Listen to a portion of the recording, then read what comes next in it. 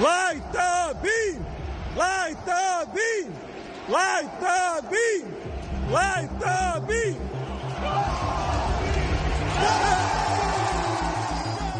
Oh, light the beam, all you guys and gals. We are back for another night of the Sports Cave with Biggest Puma. As always, I am your host, Sam Freas, broadcasting once again from our palatial studios in an undisclosed address on the north side of San Antonio, where we find ourselves a week away from the Cowboys reporting to Oxnard. It's not just the Cowboys. Yay. I think you guys, I want to say the Niners might be the same day. It might be the 20th. Most of the league is reporting next Monday. I think under their Players Association, they only get 2 weeks for training of camp. Actual training camp. Yeah, it's I tell you, you know who's been most affected by that? Who? All of the team slurping members of the media that now are only getting 10 days in Oxnard instead of 3 weeks. They've been cut off from their Nobu sushi and poor buddies. Right, now they just have to go back and spend more time with their families. God forbid. How about that? You'll also be happy to know it's National Mac and Cheese Day. Oh, that pasta. So, funny story is I used... How do you have a funny story about mac and cheese? Okay, all right. I got to tell you, this happened recently because I hate going into HEB, just like the movement. Ooh, I got an HEB story for you later, too. I can't stand it. Can't stand you. But I ordered a mac and cheese box, and I thought it was just a single box. Fat? Yeah, of course. And... no, I got the 24 value pack box. It was only like $5. Well, that should tell you all you need to know about the quality of what you ordered. First of all, I was like, I don't even know if I want this, man. Like it was like the size. It was like 2 12-pack of sodas. That's how big the box was, and I'm like, I gotta carry this inside. I'm like, yeah. Then the embarrassment of lugging around that much mac and cheese.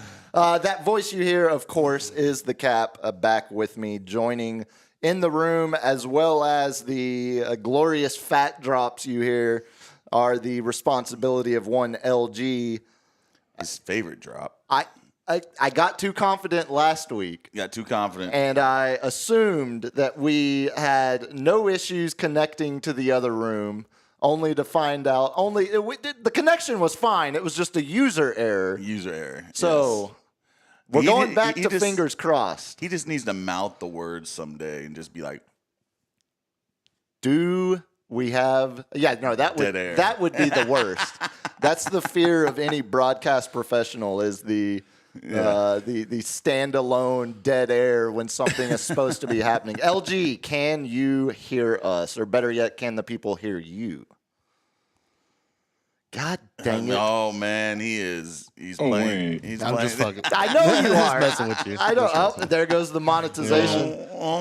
Yeah. Well, good. I am glad. I'm glad good. we have a stable connection because I wanted you specifically to know that not only is it National Mac and Cheese Day. Listen to this trifecta and tell me they're not just doing. Tell me they're not doing bits with these national days. Well, it's definitely bits. So it's National Mac and Cheese Day, but it's also Viva Italy. National Grand Marnier Day. Grand Marnier. Okay. National Nude Day. Nudist Day? Just Nude Day. Just be nude. All right. And National Tape Measure Day. So tell me what you get when you combine those 3 days together. Drunken naked person trying to measure something. That's correct. Yes. Yeah, they're Magnum Dom. They are absolutely doing bits. We all know you measure from the taint. You know what I'm saying? Of course. Again, monetization. After a fresh shave too. Monetization. Well, that just makes everything look bigger. Yeah, get wasted on Grand Marnier margaritas, get naked, and then bust your tape measure out and go to town and report back on your findings. Oh man, just imagine if that tape measure you get like the construction one, and it actually just goes, Just snaps and back. just like catches you. Oh man, So- Those things are sharp. They're terrible. that would just Because the roommate, speaking of, we missed who won the internet this week. We'll talk about it in the weekend recap. We've been battling illness on the east side, but she specifically, because she buys so much like old antique furniture and crap. yeah. Or I should say, and very nice things, very things that I cherish for years as they take up space, and I stump my toe. Oh, buddy, walking room to room. You in it already, Dude? There's two of us. We have over 30 chairs in our house. That is not a joke. what are you having, like a book club or something like No, that? we're Bible study. it's just when AA you meetings? see a good chair, you just can't let it pass. You got to go for it. She carries around a little tape measure in her purse to measure a desktop or a picture frame or something. Is she finding like the perfect chair that's gonna fit 1,000%, yes. the perfect desk? Because it's not the perfect chair. It's just the fact that we still have a small amount of space that is unoccupied in our house. So what can go there? Ooh, how about this antique desk? How about this chair? We're bordering hoarding. So the only and this is where like most things, rich people call things different or call the same thing something the different. mud room. It's I learned not- what a mud room was 5 years Or ago. a washroom. That's what we called them in the country growing up. Yeah, it was well, the back room. I thought it was just the the doorway to put your shoes at. You know, like I No, didn't know no. there was There's a specific- it's a mud room. Yeah. The rich people don't call it hoarding if it's antiques. Oh, you're a collector. You're collecting. You're a collector. Exactly. You're a collector of vintage furniture and things that. little antique roadshow. Yeah, exactly. And that's the other thing. I love it when you see the guy or the you walk into a house and they're obviously eclectic and trying to be like, this is our antique, and it's like, man, like I had that in my room as a kid in the 80s. Like that's only 40 years old. Like there's nothing antique about that whatsoever. Wish my mom didn't sell my antique Ninja Turtles at a garage sale for $5. Now those might actually have held some value. Dude, I had the whole collection, man. Have you looked at how much you No, lost I didn't. in I don't. But I you're don't. better off that way. I had He-Man, all the He-Mans. Just imagine that. Dude, especially in this nerd-centric society we live It in was just now. like the little button. All the wrestlers, Randy Savage. Yeah, those were Superfly awesome. Jimmy Snuka. I had the Turtles Pizza Mobile, the van thing. I never got that one. That was I was always on the Christmas list, but I never got it. No, I feel like that got circled enough in the Toys R Us catalog that finally by like year 3, they're like, he's not giving it up. We just have to get this. Dude, these kids will never know about collecting the Target, the Toys R Us, all the Sunday edition papers, and just clipping out everything you wanted for Christmas. And the joy that we got, hours and hours, and we show all our friends, like, what are you going to get? What are you going to get? Oh, we got our, like, it was like trading cards. Oh, it's 1,000. I remember passing a edition of East Bay around like 5th grade homeroom class, and everybody cutting out like what they wanted so that we could all, because one person had the magazine. So like I'm cutting you didn't out want to like double shoot, like right, because we all to, one person. You couldn't have 2 people order the same Georgetown Hoyas shorts. We needed separation amongst our friends. There were only like 11 of us. Town is I think we just got our people. like you were in a little higher tax bracket than me because Payless was my shoes of choice. Oh, trust me, there was BK Knights. the East like. Christmas was the one time I didn't know what East Bay was until I was in my 20s. Really? Yeah, no. Oh man, maybe that's a case of having like older siblings. Like, I didn't have Well, older you were a siblings, basketball but my player. friend, Like, I never played sports, basketball. Yeah. So like it was just Payless shoes. I got us a pair of Chucks. That was about it. Just wore them out. God, I would love to see you play pickup basketball tomorrow wearing a pair of Chuck Taylors. Oh man, That's my Christmas present. What are those? That's what Yeah. I'm circling on my list. Hey man, Sandlot's own. You know, call me the Jet. Yeah, It holds up. It holds up surprisingly well. Main segment tonight, we're going to continue with our AFC previews.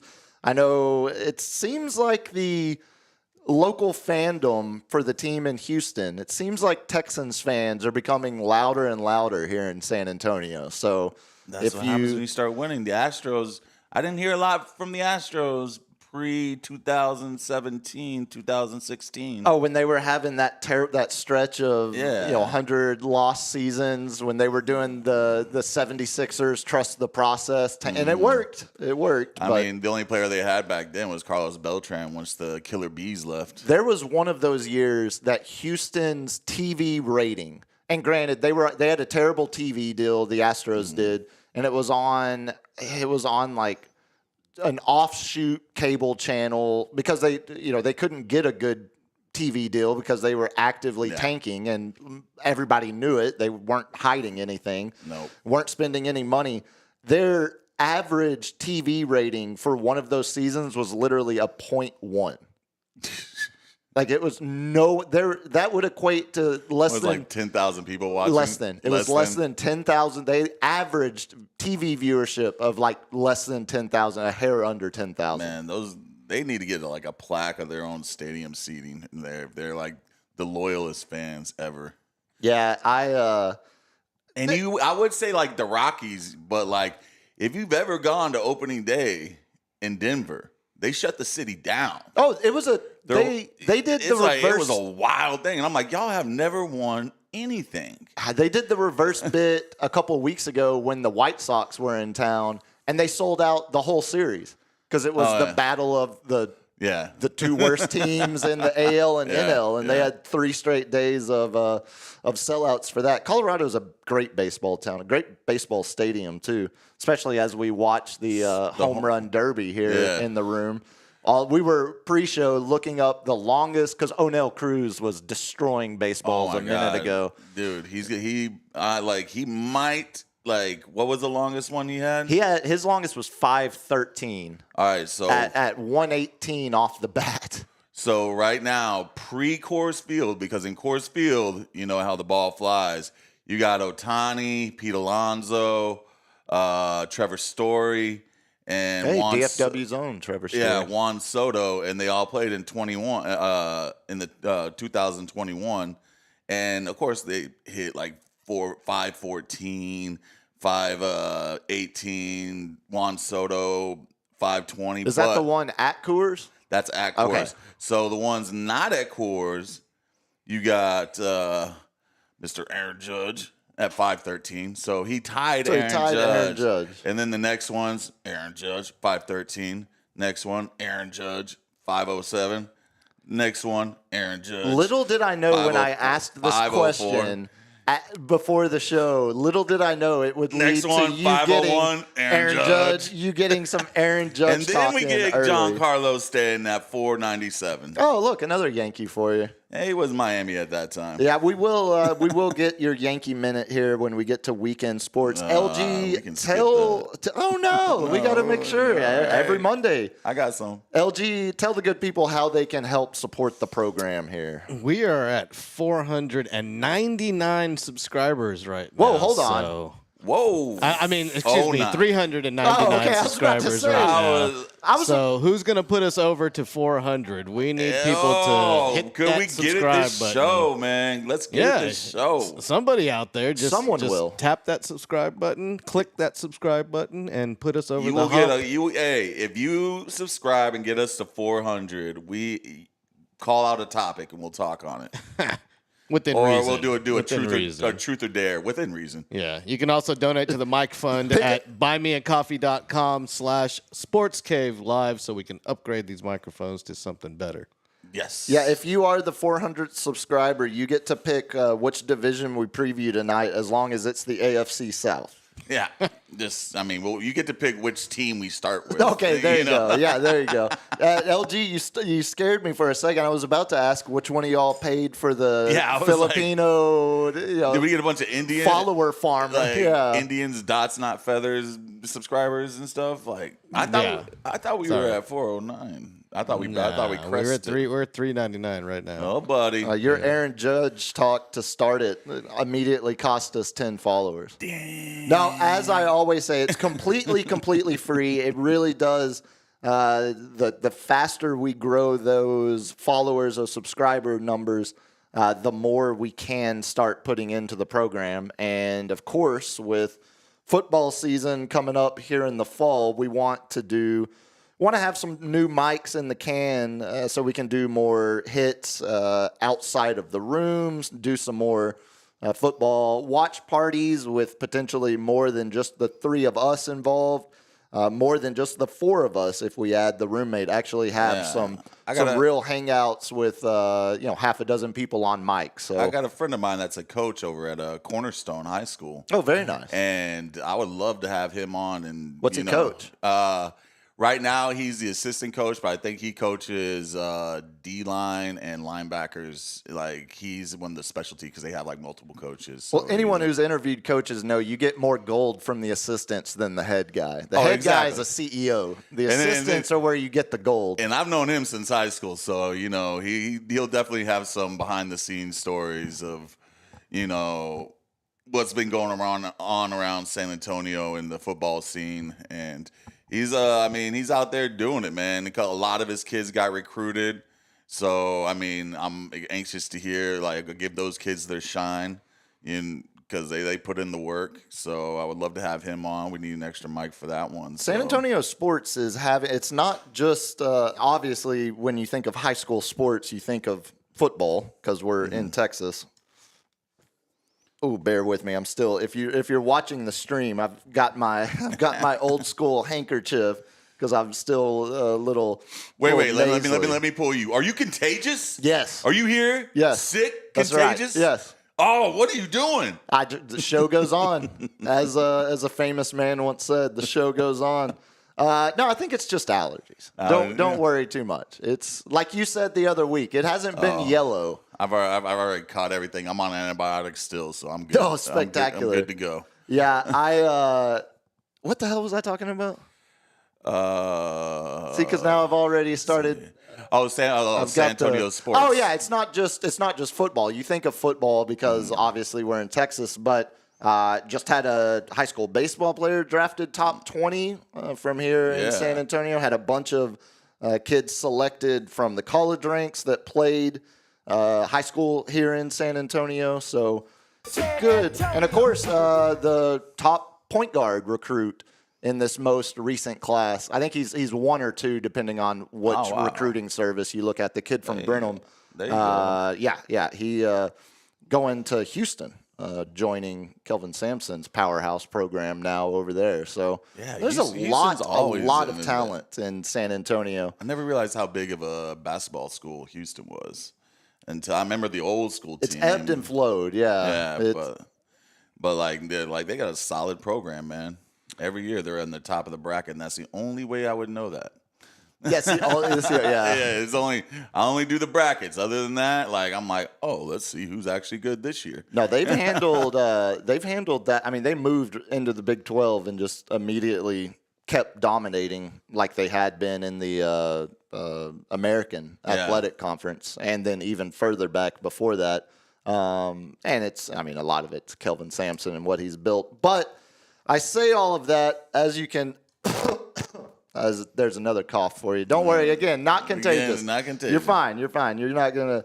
I'm just gonna scoot back. Yeah, no. You'll be fine. No, it was. Besides just feeling a little down, it was the first weekend where as soon as that Chelsea game, Chelsea game ended on Sunday, it really hit home. That all right, now it's I don't even get the Ranger game had already top ended. Of the precipice. It's already All-Star weekend now, so all the guys had already started to go to Atlanta if they were being called in. It is official deadest week of sports, man, of the entire year. As someone who's such a baseball fan, I always hated that. This is the worst time to be. Yeah, I get it. We don't get 2 sports, but I mean, we're ramping up on football. But this is baseball. This is where teams can either get hot, start pulling away. You got Red Sox hotter than they're hotter than fish rays. Yeah, they're crazy. Who else? The Milwaukee Brewers. Toronto's shooting up those standings. Yeah, they lost a couple. Good thing. Is it back within a game or 2 now? Yeah, it's still 2.5. Oh, okay, yeah. Because we have to win as well. Yeah, that's how that works. Yeah, when there's a trade-off. We have to win. Yeah, there's usually a trade-off there. It doesn't just work how you want it to be, just the other team losing. Trust me, I've seen the Rangers' record. I mean, granted, we're going to talk some baseball here in a minute. They take 2 out of 3 down in Houston, but the one game that they lost was the one game that would have gotten them back to 500. Oh, really? And their record this year, when they're playing in a game that could get them back to 500, I think they're like 4-11 now or something just awful. So they've had that many chances to get back to 500. Majority of them were in the first month of the season when it was, that jostling, 3 and 4, 6 and 7. They were below 500 for been below 500 for like a month or 2. Yeah, now at this point, and I think they dropped as far back as like 6 games under 500, and then have slowly climbed back. But I've got a couple of baseball fun facts for you that include the Pittsburgh Pirates, because we've been. You mentioned the other day talking about how Paul Skeens, talking about win-loss record versus ERA, actual performance, whip, all of that, WAR. So I've got since I saw that cross my timeline, I got a fun stat for you on that. But no, this weekend, I agree with you. As a baseball fan, it does suck to hear people say that, but I also understand. Every other time of the year, there's multiple sports. That's what it is. That's really what it is. Because there's a lot of people that like baseball, but if it's the only thing they have to watch, or the only thing available to watch, that's not enough of a draw for the. Give me a random, or 2 months ago it was NBA, NHL playoffs while baseball was going on. Yeah. So I think just baseball having the solo spotlight. Yeah. Is where you lose a lot of those and then casuals. You go off from the Super Bowl to, the run to All-Star game for NBA and NHL, and then you got the run to the playoffs, and then we got mixed with the Houston NFL, Cougars Invitational and then tournament. You got the March Madness, and then you got the NFL draft. Every month was hidden with something. There was a big event, and then Augusta, golf. You had Masters coming up. So, I get it. I guess we do have the Open. We have the Open Championship this week. Yeah, that's the old Scottish. My dad, of course, he's such a traitor. He's like, did you see the kid from OU win the Scottish Open? And I'm like, yeah, we don't like OU. We're from Stillwater. Oh, no, I root anything Oklahoma. I'm like, you're such a traitor. Yeah, that's not how that works. Such a traitor. Like, how many Aggies would you ever hear say, wow, being a Kansas City fan. Did you see UT won the SEC? Good for them. Yeah, anything exactly. Anyone that tells you anything in all Texas is actually just a grifter. There are allegiances that are drawn for a reason. It's called Bedlam. It's called Bedlam. You only get one side in Bedlam. Yeah, I don't know how you could ever. There's very few scenarios where I think I ever end up rooting for a rival team of my own. Oh yeah. Like I can't think of a good. I mean, like when people would say when it would be like, oh, well, at least one team from Texas won the World Series. I'd be like, yeah, but it was the one in Houston. Like, that's not, like, I'm not. I'm a Rangers fan. Yeah, I can't stand that logic. I cannot handle that logic. Of anything Texas. Yeah, it's like, well, no, you realize certain parts of this state don't cross-pollinate with the others and we're big enough to be like 8 states. Come on, man. Yeah, that's the other thing. Like that, does someone in North Carolina say, "Oh man, I'm damn happy the Yankees won," because that's the equivalent of here to Lubbock. Yeah, exactly. Yeah, I mean that just doesn't make any sense whatsoever. But no, it was a lot of laying around the house this weekend because I'd mentioned, So no celebratory 3 p.m. drinks, after Chelsea won? No. I thought you'd be tearing it up down there. No, I'll tell you what we did do, though.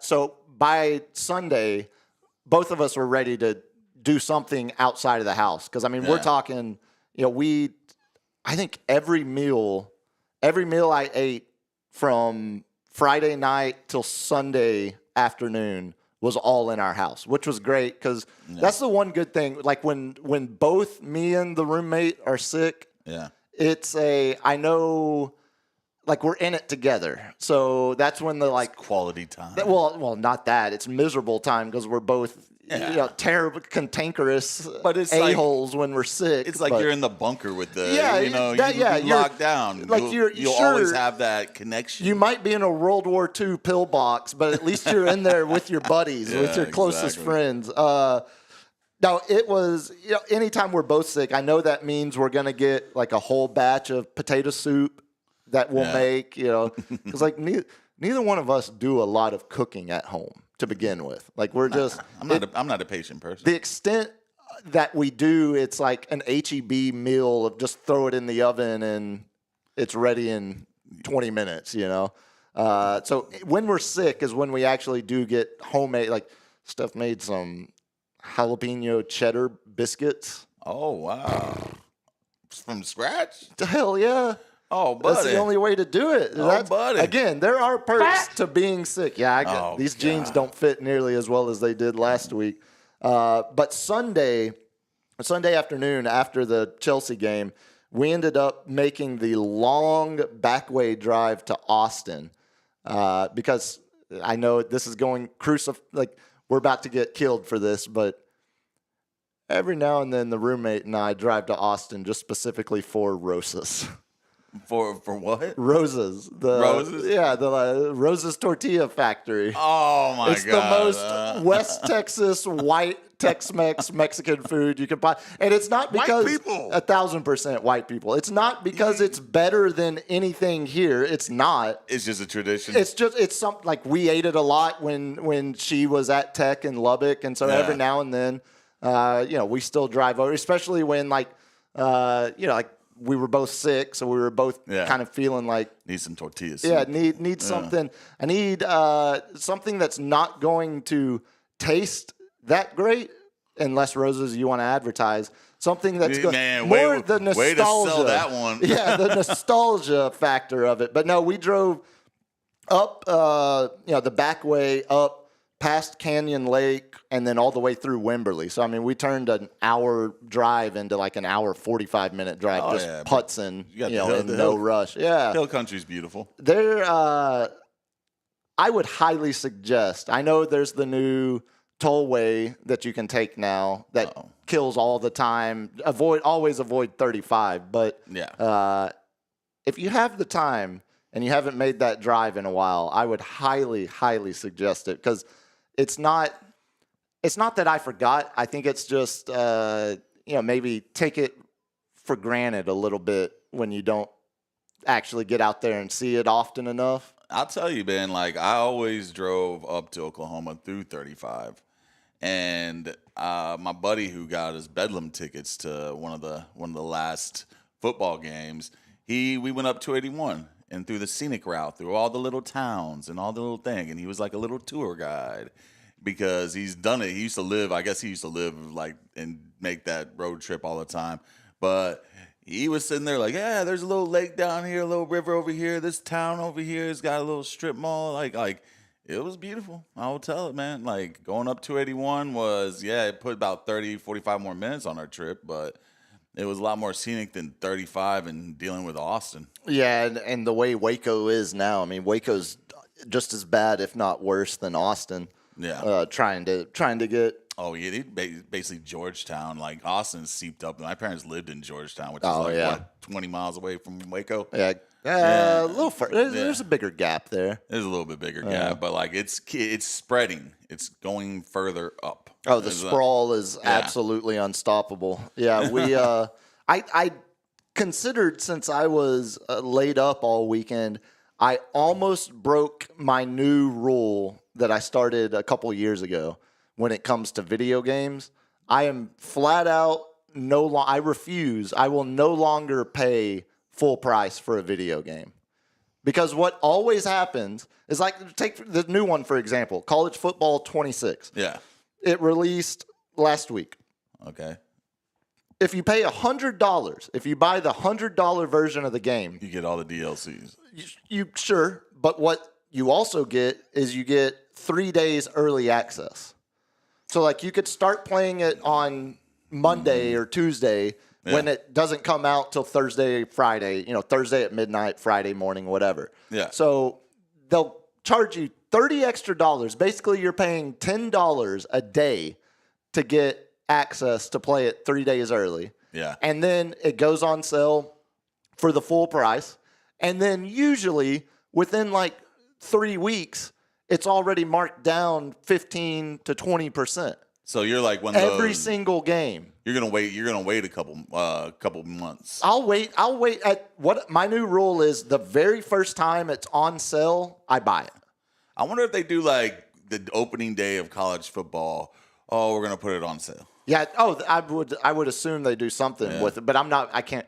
Look, I'm also a fiend. I can't wait that long. That's just absurd. That is outlandish, sir. Yeah, that's just way too ridiculous to ask. I'm sure LG is dealing with some of the same stress. I mean, it's even worse for these new Nintendo games. They're charging $80, and Nintendo never does sales. Exactly, because they have such a captive audience. They know Nintendo people will just pay it. Oh, LG, would you just pay $100 just to get the game, pre-ordered and get it early? No, I'll wait till I can get a used copy. See, he's still cheap. Yeah. It pays to be cheap. I got a big backlog of games, so I'm not in any hurry to buy you got the pass though. Like, now on the video game pass you have, do you have to, like, is there like a waiting line for the Switch games, or no? It's not like the public library. No. I think it's there's enough for everyone. They got enough to cover. Everybody can play. Yeah. I will. You sound like my wife. Like, you sound like the roommate waiting for a book. She's like, "Oh, there's only 3 people ahead of me in line. I think I'm going to get it within the week." We got to search the returned videotapes at the front of Blockbuster. Hey, did anyone return? Yeah, I don't know. Hold on. Let me check the bin that we just put in front of the night drop and see if anybody's dropped it all. You're talking to a Blockbuster ex-employee, and we were having to go against Netflix at that time, and the movie pass that you got.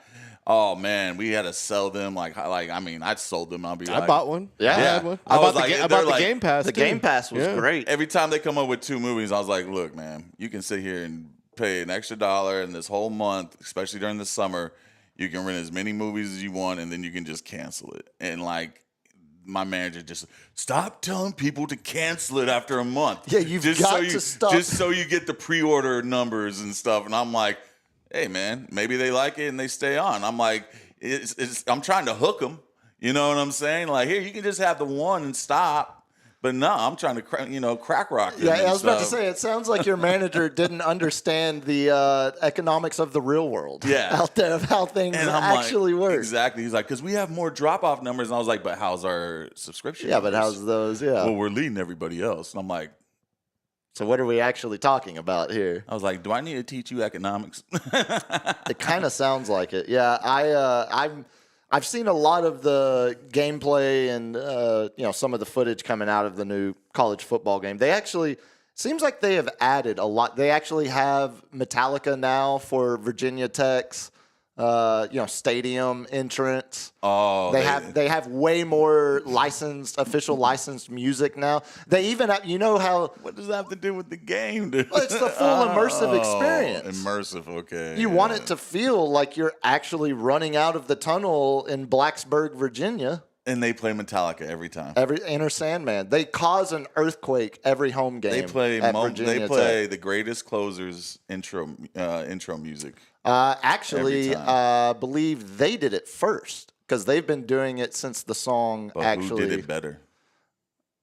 I'm gonna go with the 80,000 people. I'm gonna go with the greatest closer ever. Wait, it's is it Lynchburg or Blackburg? Lynchburg is Liberty. I think it's Blackburg, Virginia. But no, they have the other big addition I saw to it. You know how the Oregon Duck, whenever you're kicking in Oregon Stadium, they just put the Duck's eyes like real zoomed in up on the big screen. Even have that now. Okay. I'm not saying it's still not worth attention to details. Still not worth paying full price, but I will be hoping to snag that as soon as that first sale hits. Last thing, I couldn't bring myself to go to a movie theater while I was all sniffly and wheezing. Yeah, you've probably been the only one in there. Well, by the time they heard me sneeze for about the third consecutive time, they might have left. But have either one of y'all seen? There's two movies that are on my list, and I'm not a real big fan. Usually, I'm. Oh, I like the movies. Man. See, I used to, but now it's not even the price of it. It's the every movie theater now is either like Draft House, here's a full menu item, or it's like a dollar theater quality. There's no in between. Like I don't want to go to a place that's going to serve prime rib, but I don't want to go to a place where my shoes stick to the floor. Like there's some in-betweeners, but like I have a revolutionary movie idea, but I'm not going to put it on here because I don't want anybody stealing it. I was about to say, if it's revolutionary. It's revolutionary. I'm telling you, man. Oh, that was another one. They had the... it's going to change the game. I think they thought they had changed the game with that movie pass that they did. You remember that? Speaking of the Blockbuster one? Everything. My guy, one of my friends owns a car wash. I think they had a lot of houseless people. Yeah. They couldn't, right. They couldn't get them on? That's right. The unhoused? I think that was because they would just buy the passes. As we used to call them, homeless. And then just stay all day in the movie theater. Yeah. Oh my God! Yeah, I mean, maybe that was like free babysitting too, like where they just drop off their kids and they're like, "Here, watch all the PG movies you want," Yeah, just stay for 6 hours, and they're not buying the $13 nachos or something. But yeah, like everything has gone to subscription based. Like even like my friend owns a tunnel car wash, and he goes to these big old Vegas conferences of all the people who own multiple car wash and super PACs and all this kind of stuff. And he's like, it's all about subscriptions. It's all about that monthly pass. Oh, every time I go to any of them here, it's they're all for the price of this one wash you're about to get, you could get a month subscription. Because they sit there and roll that into being like, look, we have this much month subscription, so lend us more money, bank, because we have guaranteed money coming in. And so we can build another one exponentially and exponentially build another one. It's the same, but a little different. Like Starbucks is the biggest bank in the world. Yeah. Because they sell put $15 on your Starbucks card. Exactly. Well, you're never, half of those people are never even spending the $15, but Starbucks now has that money. The gift cards. And they can spin it into. I don't know how many gift cards I have in my basket from people that I just rarely use, and then every once in a while I'll just give them out to people as birthday. That's a good bit until you realize you gave someone one that had $7.30 on it. And you're like, oh. Will Ferrell in Old School. Hey, it's a bread maker. Look, there's 3 speeds. To the 6-year-old kid. Again, talking about a movie that holds up. Now, have either one of y'all seen the F1 movie or the Superman movie? I want to see both those. I do too. I kind of want to see Superman in the theater. So that's what I'm saying. I feel like both of those movies are ones I need to see in a theater as opposed to watching on. So Prime let me peel back. Let me something. peel back the curtain because like I'm probably too old to even get this off the ground.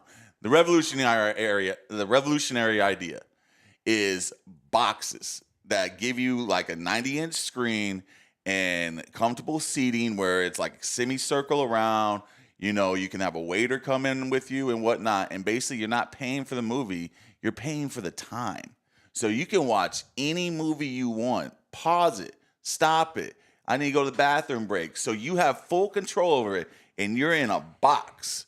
So you get the surround sound. You get the I'm with my people stuff so you can cut up. You can rewind it if you want, and you just pay for how much time you're in there. So it's basically like treating a movie theater like your living room. Exactly, and you get access to all the movies that are on things. So if you're halfway through a movie and you're just like, man, this movie's kind of whack. Y'all want to stay and try to watch another one? Boom, now you're in there for 3 hours instead of 2 hours. And then you're paying just for the time. You might be on to something. Dude, I'm telling you, this is revolutionary. I was really... My friend shot it down. He said I was ready to shoot it down, too. But, like, and here's another thing. You can switch up the box and be like, hey, let's do some karaoke and stay here a little while longer. Oh, let's watch this TV show. It's almost similar to the way you rent a bay at Topgolf. Yeah, exactly. And it's that same... A karaoke room. Karaoke room over in Japan. I'm sure... Like hell, a karaoke room at the end of Austin Highway down there. I'm sure LG's familiar with this. Get the authentic experience. You just sit there and cut up with your friends, and however long you're in there is however long you pay, and then you're paying for drinks. Paying for you food. might not should have said that one out loud because I kind of think that's actually a pretty solid deal. Solid, man. I was fully prepared to eviscerate whatever you were about to say, and now I'm thinking I might have potential investors. Oh, you better watch out! Patent pending. Patent pending. No, that doesn't cover you. You don't get to just say. You don't get to just say patent pending. I just say patent pending, man. LG, are you a comic book movie guy? I forget. Oh, absolutely not. No. Yeah, I didn't think too so. Cool. He's too cool for school, man. Normally, there's just too many of them. That's my problem. Yeah, it's too many. But I heard this Superman is like it's James Gunn first. I've heard many things about. I've heard it's anti-Semitic or anti-Zionist. I've heard it's woke. I've heard it's a return. I've heard Christopher Reeves would love it. Immigrant. Pro-immigrant. I've heard, yeah. And I'm like, do you understand that Superman was the original immigrant? Well, he was actually an alien. But that was the immigrant. Like, I mean, it's the metaphor. How do we treat this person that doesn't belong here? Sure. Guess what? Mexicans don't belong. We put him in the middle of Kansas, so he's surrounded by nothing he was but a farm homogenous He was a farm boy culture. from Kansas. Come on now. Yeah, I've enjoyed seeing anytime. This is just at this point we are officially the silliest country on earth. It's the best word for it is just it's silly. Everything is silly, and the conversations and dialogue around the new Superman movie. I'm like, just go have fun, man. That's what it is. It's like, guys, it's like this character also I think was alongside fought Nazis. Like it's not like it's just fun. It's a stupid comic book movie. Why are we getting so worked up? Or the people that are like, no, I can't do it. There's a dog with a cape. It's like that's too much. It's Super Dog. It's Crypto. I think he was in the comics, and I think his first appearance was like the early 1950s when I'm told everything was better back then, but now it's you can't have the dog in the movie. We just every single person of every ideological background will find something to argue about with everything. Oh man, you should see what they're. And it feels like Superman's a perfect example. They're roasting of that. Ironheart, the little 6-part series on Disney Plus. Because one of the characters, Slug or something like that, was like in the comics like this gargantuan blob, tech genius and stuff, and then it's like a lesbian, hey now, black girl, and it's like, who cares, man? I mean, like. First off, you're not going to be able to find someone that big because it was a comic book and that stuff was fictional, Yeah, that's the other when comic books get treated as some sort of real life type scenario. Well, and also the ways that I think every single comic ever, except maybe Dick Tracy, has been like changed to fit the era that it came out in. Yeah. You know, like the Batman TV show was different than the Batman first movies were different. Christopher Nolan movies. Yeah, different than the Saturday morning cartoon from our. Yeah. It's just something that we, of course, it's when we're not actually. Fake outrage, man. 1,000%. When we're not arguing about things that are actually important and actually affect our day-to-day lives, we find a superhero movie or a Disney movie that's gone woke to fight over at that point. And I'm like, man, these are fictional characters. It's still real to me, damn it. Crypto doesn't belong. What the hell is the internet? Yeah, I need to see F1 before Superman because I think it's going to leave theaters first. But does Brad Pitt have that staying power like he used to? I like the kid it from seems Snowfall. like it's doing money. The kid from Snowfall's in it too, man. Yeah, the other driver. Yeah, he's a good actor, man. Like, I did not know he was British. You know, if you watch Snowfall like I did 5 seasons in. It's always unfortunate when you start to like a guy and then you hear him do an interview and you're like, oh my God, you are so... It's another limey bastard. You start hearing that Cockney accent, you're like, you son of a bitch. Taking another American's job. You actually convinced me that you were one of us. And now... you acted...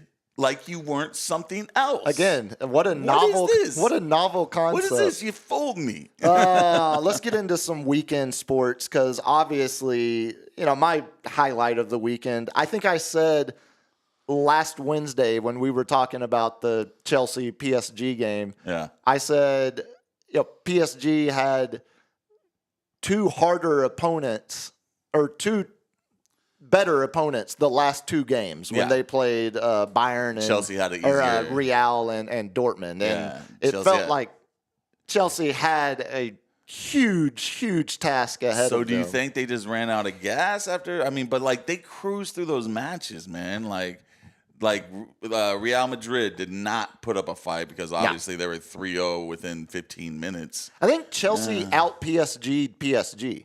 They basically ran a mirror strategy against them. Yeah. And out. I think the other thing, you mentioned it, more games. They just finally, the legs gave out. And I think that was obvious. But you could also say, Chelsea played, I think, a game or 2 less games total because Chelsea made their deep run into Europa Conference League. But PSG was playing, I think they had 65 or 66 games this season. And granted, playing in a lesser league in France, but playing in Champions League, unlike Chelsea, they had a lot more high stress, high leverage situations than Chelsea. Viva la France! But that PSG team only gave up 3 goals 1 time all season until Sunday. Yeah, 1 game.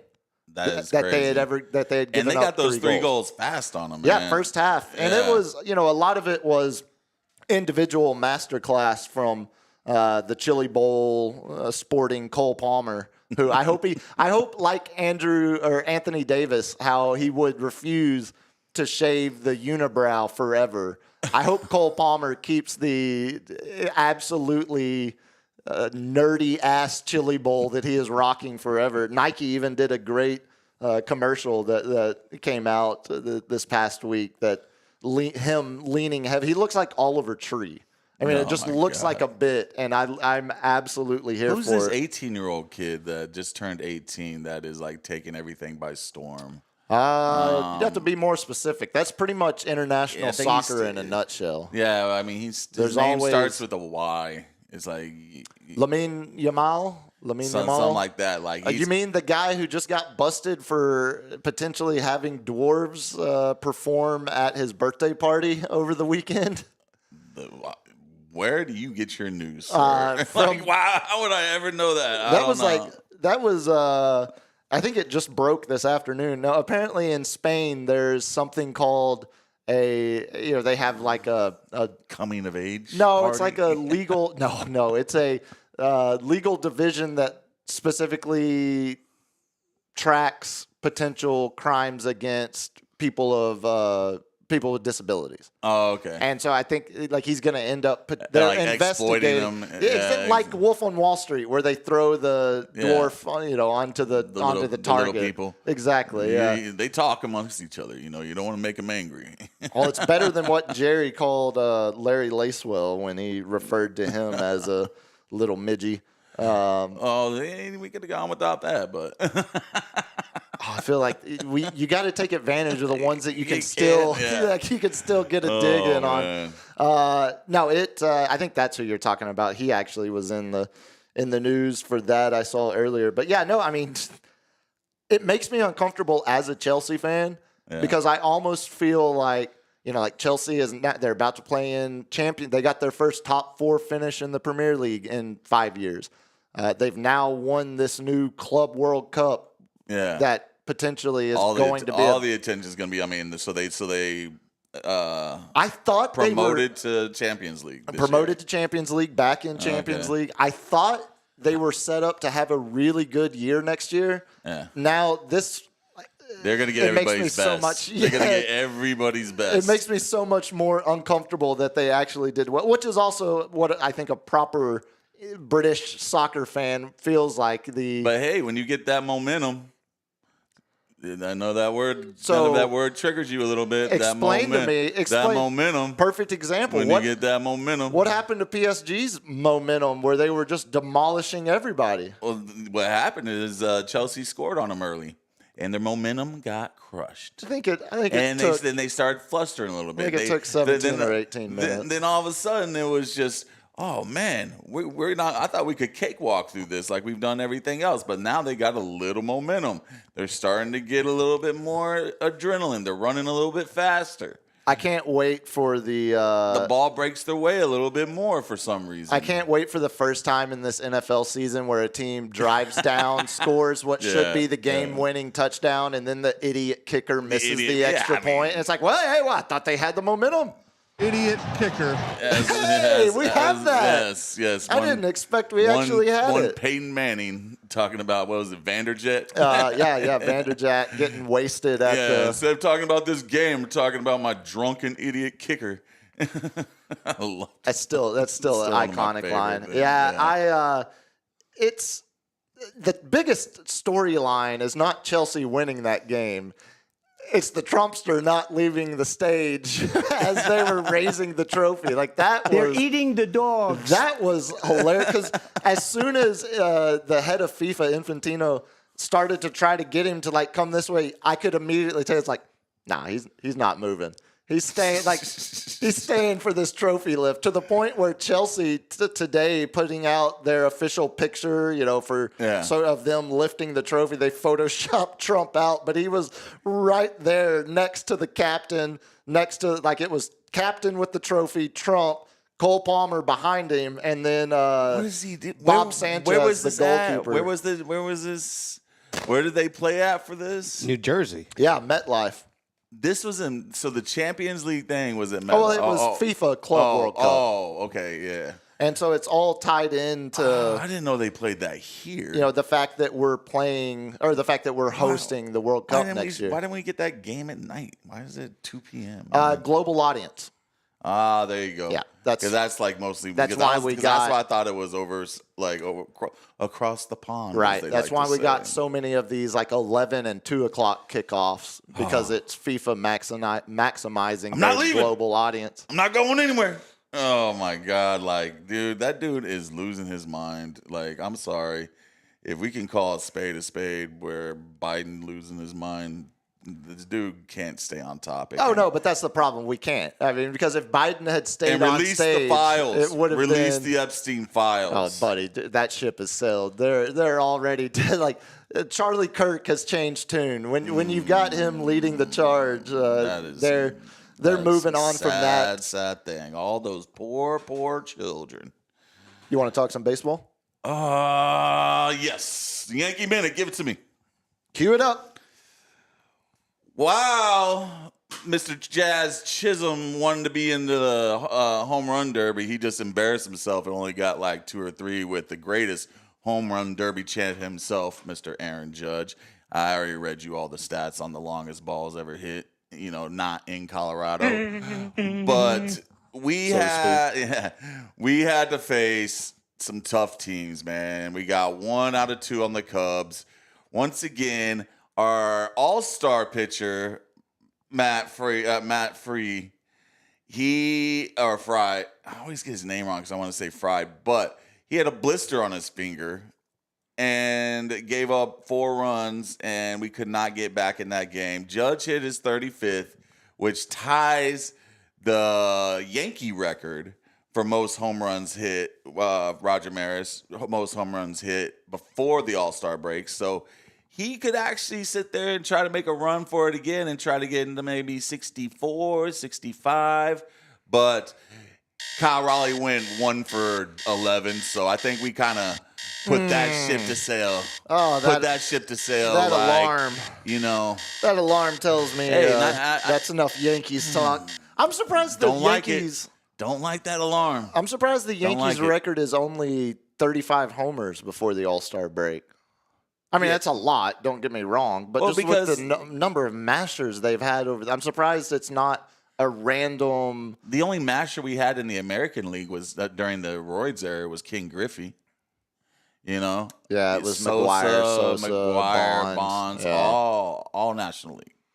So, I mean, then we had was it Rafael Palmeiro? I think he was.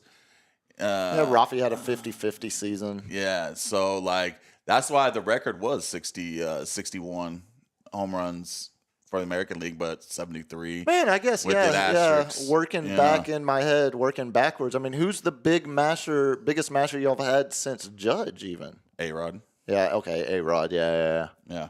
Okay, so, I'm surprised. It was supposed to be, Stan and A-Rod going back-to-back Twin Towers, which, by the way, whenever both of them hit a home run in the same game, they are 45-1.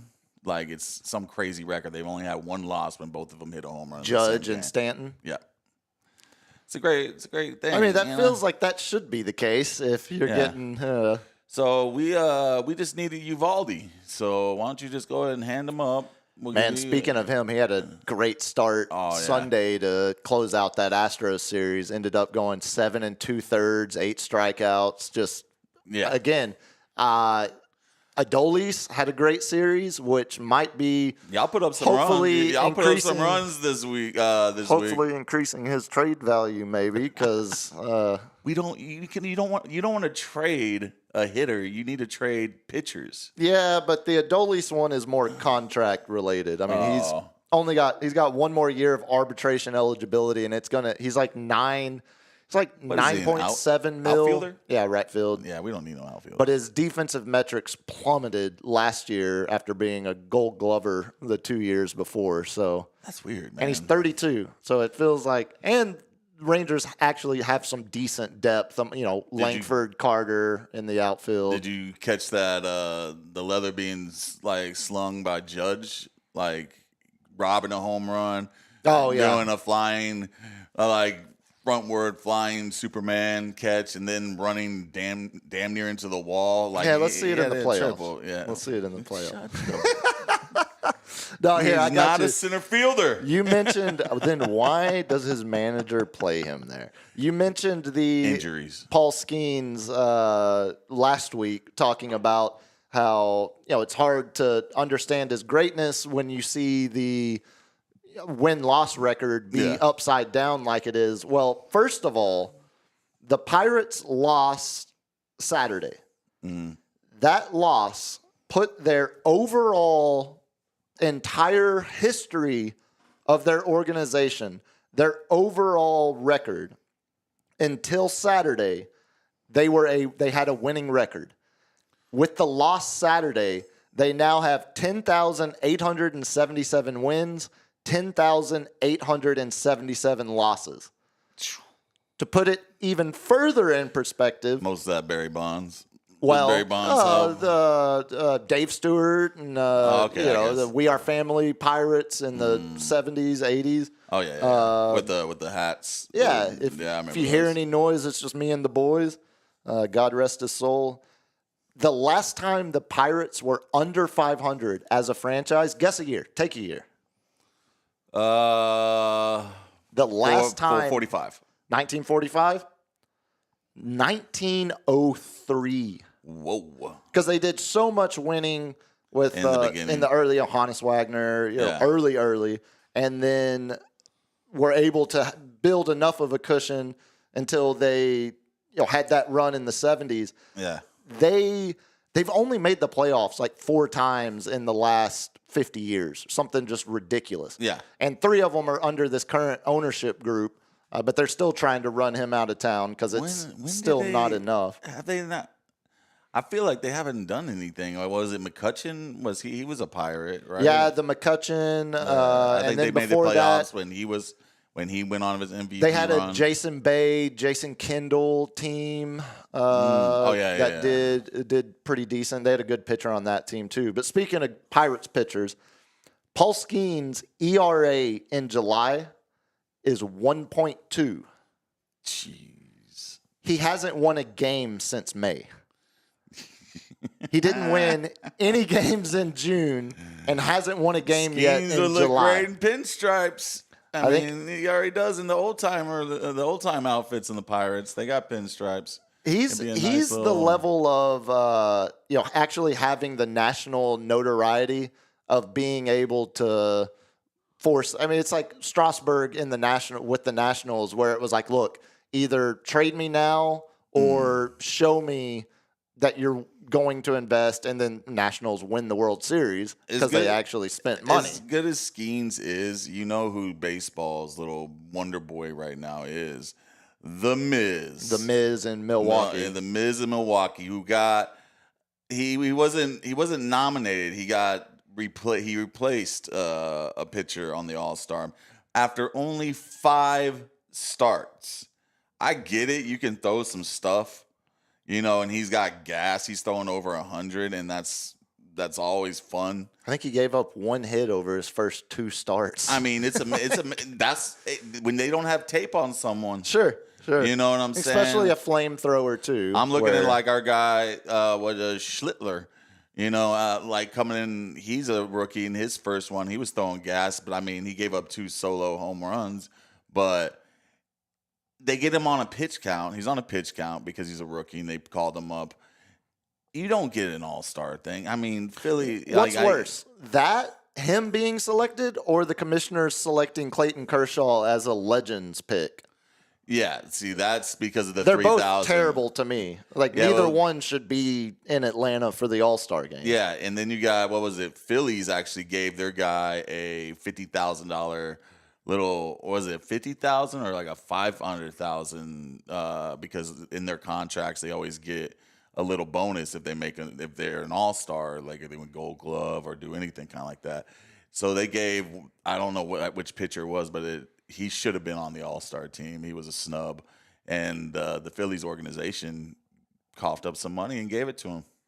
Which, good for you. Yeah, I was about to say, man. I mean, you're in the race. I mean, you're in the hunt. You're up there. And you want to keep your guys happy. That's Philly to me feels like $500,000 keeps me happy. Philly feels like what Houston is in the AL, where it's like every year I never think they're going to be in the thick of it, but they always are. They feel inevitable. Who's in their division? Milwaukee's in their division, right? No, Philly is the Atlanta, Florida.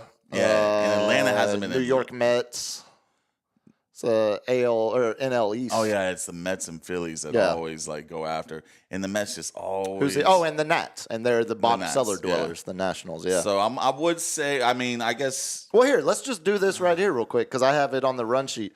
These are, as we enter the All-Star break. Yeah. Home run derby tonight. These are your division leaders. Okay.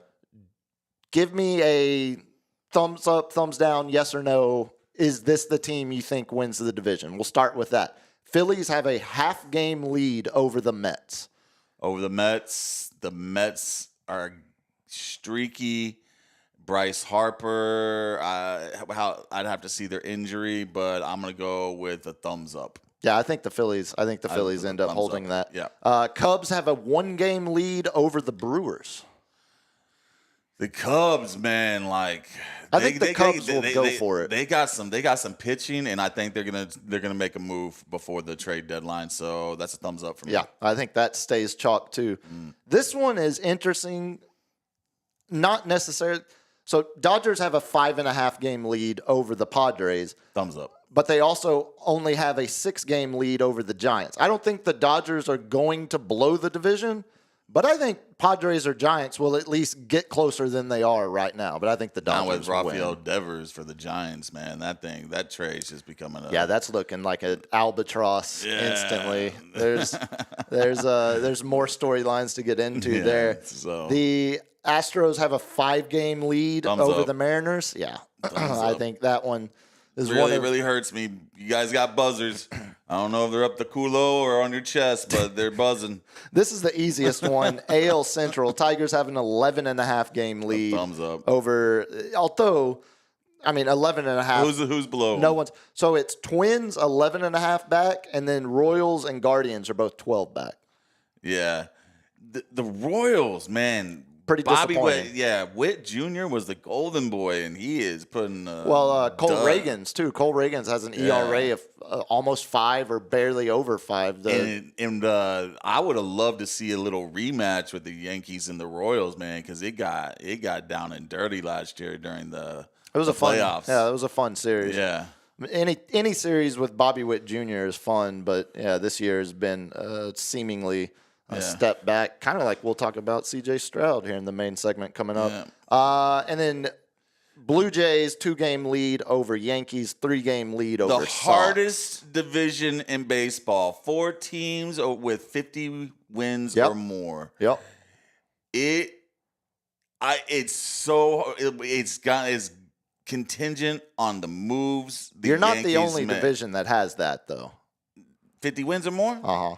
National League Central has Cubs, Brewers, Cardinals, and Reds. Then that just happened because of that on the last. Well, there's game. No games today. Yeah, it happened on Sunday. The last game that just happened because everyone I checked it, but I didn't check it after Sunday. And that division actually has more total wins between their 4 teams than the AL East. Just looking at it now. Was I talking? I think I was talking. No, I don't remember. Yeah. It depends on if the Yankees make the right moves. I just heard you say something inaccurate, so I thought I would jump in and correct it. You gotta check me on those constantly, especially when it comes to your Yankees. Ever since you tried to tell me Mike Schmidt was pitching out of the bullpen for y'all the other day. It's Clay Schmidt. Come on, man. I grew up knowing Mike Schmidt, and Clay Schmidt's our 4th pitcher. You know what I'm saying? Oh, he's not even out of the bullpen? Yeah, no, he's not even. Anyway. Did you like Toronto, I'm going to go thumbs down. Yeah, Everything was thumbs up except for, because it's not even if the Yankees get it. The Red Sox are hot. That's what I was about to say. The Red Sox are hot. And the Rays only 5.5 back. I would never write the Rays off from doing a crazy second half. Especially playing in a, AAA. A minor league ballpark. Yeah, minor league ballpark, dude. Although, if you are one of the 7... But each team plays the same stadium. If you are one of the 7 Rays fans out there, it does look like they're going to get new ownership approved within the next week or so that actually is going to invest in a potential new stadium site. Yeah. So hopefully one that doesn't have balls hitting off the top of the roof. Hopefully one that doesn't put a former player that now has been charged with. Yep. Let's go with Didlin in the Dominican, I think is where it was. Yep. But now did you have any opinion whatsoever on Yankees draft, MLB draft? I mean, we drafted a shortstop, so it's Volpe. He's on the clock.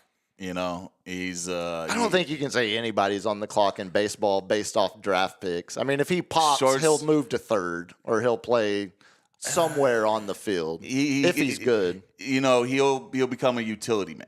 Yeah, that's what Volpe will be. But he was supposed to be for Yankees, the shortstop is a precious position in the Yankees organization.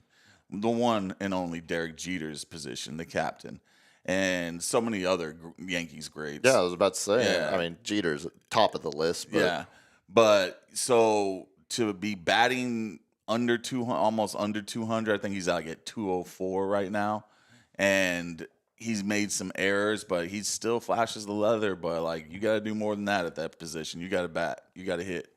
Yeah, Rangers. There was a run on a lot of prep shortstops being taken because you've seen it.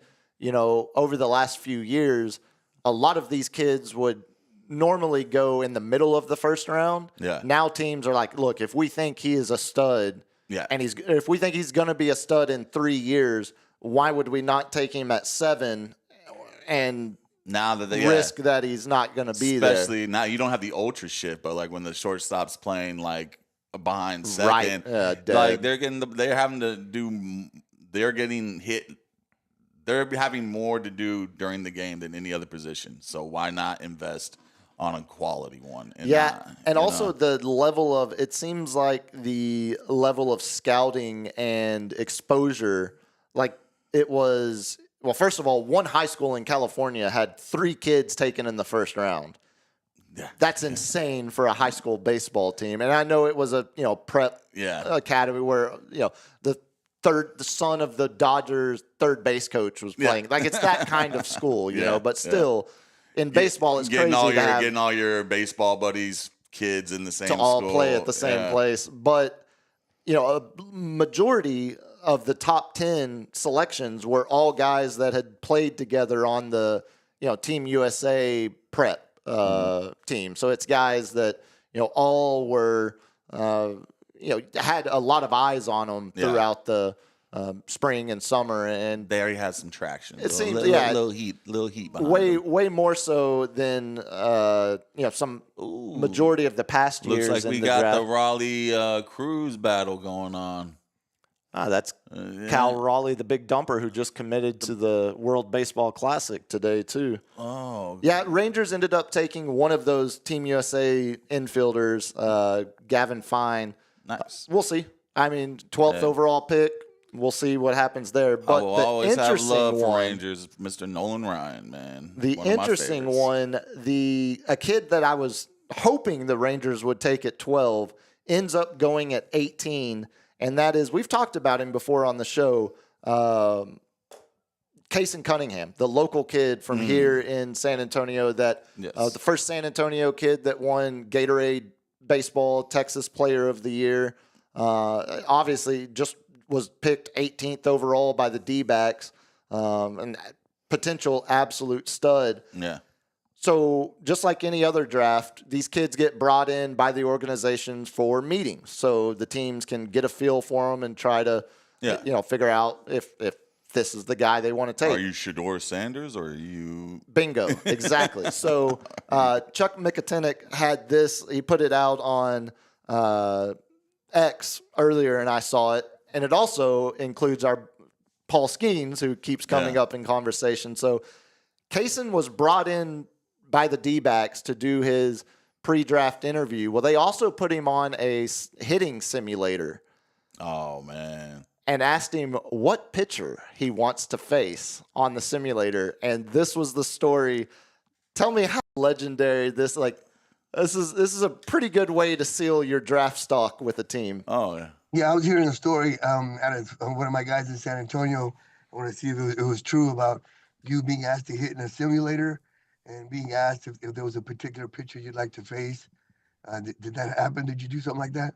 Yeah, I did. I went to a workout with the Diamondbacks in June, and they had a simulator, and I asked to hit off Paul Skeens. And, I had some good at-bats off of Paul Skeens. I heard you took him deep. Is that correct? Yeah, I actually did. I did take him deep. It was sitting fastball. What was the reaction from the D-backs when you did something like that? Their mouths were like, "Oh my gosh!" I had like 114 exit velo, I think. So they were pretty. 114. They didn't really know what to say, honestly. Do you think that's the reason they drafted you? Could have been. I mean, I could have been. Also, just had a really good senior year, but they kind of already knew what I had, and I think that kind of opened their mouths a little bit even more. That's pretty sick. Ooh, so, first of all, give me another laugh drop on that one. Open their mouths a little more. You go there. They put you on a simulator.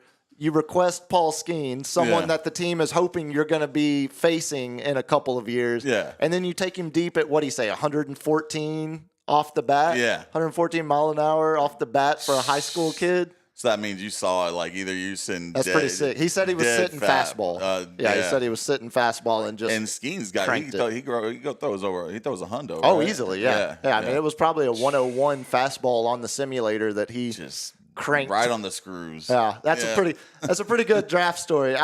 Was he using a torpedo bat? Probably. No, if you were the D-backs, it would have been really hard to not take him after that. Yeah, that's pretty good, man. LG, let's save the we talked last week about we showed the video of the hockey player absolutely beating the hell out of the guy on the golf course. Yeah. Well, the guy that got his ass beat has responded, and we'll save that for the lightning round because we've got to get to our main segment tonight. Following up the second half of the AFC now, we've got the AFC South next on our docket, and I'm going to be flat out honest with you. This is the least this is the least exciting one of all the ones that I've started laying out so far. I mean, Houston, Indianapolis. Houston is the clear favorite to win the division, but their over/under is only 9.5 according to Vegas. So we've talked about over the last few shows, you had the Bills that were division favorites, 11.5 expected wins. You had the Ravens that were division favorites, 11.5 expected wins. They got the Houston at 9.5. 9.5. And I think that is actually. You think that's generous? I think they're a 10-win team. I think it's going to be a game right over the number. I thought it'd be more. I'm not going to give them 11 or anything, but I guess 9.5 is about where you. Well, let me try to convince you why that number might be right. So. Texans 9.5. Rest of the division, Vegas has Colts 7.5, Jags 7.5, Titans 5.5. Now, last year, CJ Stroud, sophomore slump. Yeah, it's hard. As much as I hate cliches like that, when the data says what the data says, it gets a catchy nickname like sophomore slump, and that's exactly what CJ Stroud had last year. So now I see why they got 9.5. How come? Or what do you see that they got to go through the NFC West? Bingo. Yeah. So we'll get exactly because I knew you'd like that as soon as we got to that. I was hoping you wouldn't see it yet, but so CJ Stroud played 2 more games last year than he did his rookie year. Yeah. His numbers from last year compared to the rookie year where we all fell in love with him and the Houston Texans. Last year, his rookie year, he threw for 4,108 yards. Last year, threw for 3,727. So almost 400 less yards total in 2 additional games. His touchdown numbers. But didn't Nico go out for 6? Sure, and Tank Dell absolutely destroyed his leg. That was at the very end of the season. Yeah, which is why he's going to be out all year now. His touchdown numbers went from 23 down to 20, and then this is the one that really hurts. The interceptions went from 5 as a rookie, which was insane for a rookie quarterback in the NFL. You just don't normally see that with the amount of snaps he was playing. Last year, he threw 12 interceptions. So I think that number for the Texans starts and stops with C.J. Stroud. Are you getting some tape on you? You know what I'm saying? That's a significant jump, 5 to 12. I mean, that's 2.5 times more interceptions his second year in the league than his rookie year. Yeah, I mean, with them, just I see a split with Jaguars in their division. I see 2 wins with Indy, 2 wins with who's the other layup team? Tennessee. Yeah. So there's 5 wins right there. And honestly, I mean, they're going through the West. I don't see them beating the 49ers. I don't see them beating the 49ers. Let's go toss-up game, because the defense is unproven. But I got some thoughts on that later when we get to that. But they have them playing the Bills, the Rams, veteran quarterback. The Lions, they're showcasing Stroud. The Vikings. Oh wait, I'm in the preseason right now. the Broncos, the defense on that is just that's gonna be the best defense in the league right there. The Broncos. Calling Denver. Like they added pieces and they're damn near the best defense last year. Well, then tell me, does that bode well for a Texans team that allowed 52 sacks last year? The second most in the entire league. Sure doesn't. Which also, to their credit, led them to get a new offensive line coach and OC, of course. Offensive coordinator. If you kept your job after 52 sacks, If I told you last year the Colts averaged more points per game than the Texans, would you have believed me? Because when I read that earlier today, that was pretty shocking to me. Yeah, that's pretty shocking. That's pretty shocking. I mean, because they were in QB purgatory, man. Addison wasn't, No, there was not. You had why do Flacco, I say Anthony Richardson. Yeah, I get Addison. Constantly banged up. You had Flacco coming in, and his arm is hot garbage. I mean, Richardson can run, but the thing that saved the Texans last year was obviously the fact that the rest of their division combined for 15 wins between the three of them. Yeah. The division was terrible, and it wasn't like they had a mammoth, impressive defensive number either. They were middle of the pack in points given up. I believe in D'Amico. They were just dead middle. D'Amico Ryans, I believe he can turn the defense around. They got to start buying into him. I think they got worn out, because if you're taking that many sacks, that defense is on the field more time than the offense. Yep. You know what I'm saying? So I can see a lot of those games just the defense is just like they can't catch their breath because it's 3 and out. You know what I'm saying? And now that they're I think they addressed that problem by picking up Nick Chubb with the Joe Mixon that was a Pro Bowler. And they're going to turn this into a running game, bleed clock, play action.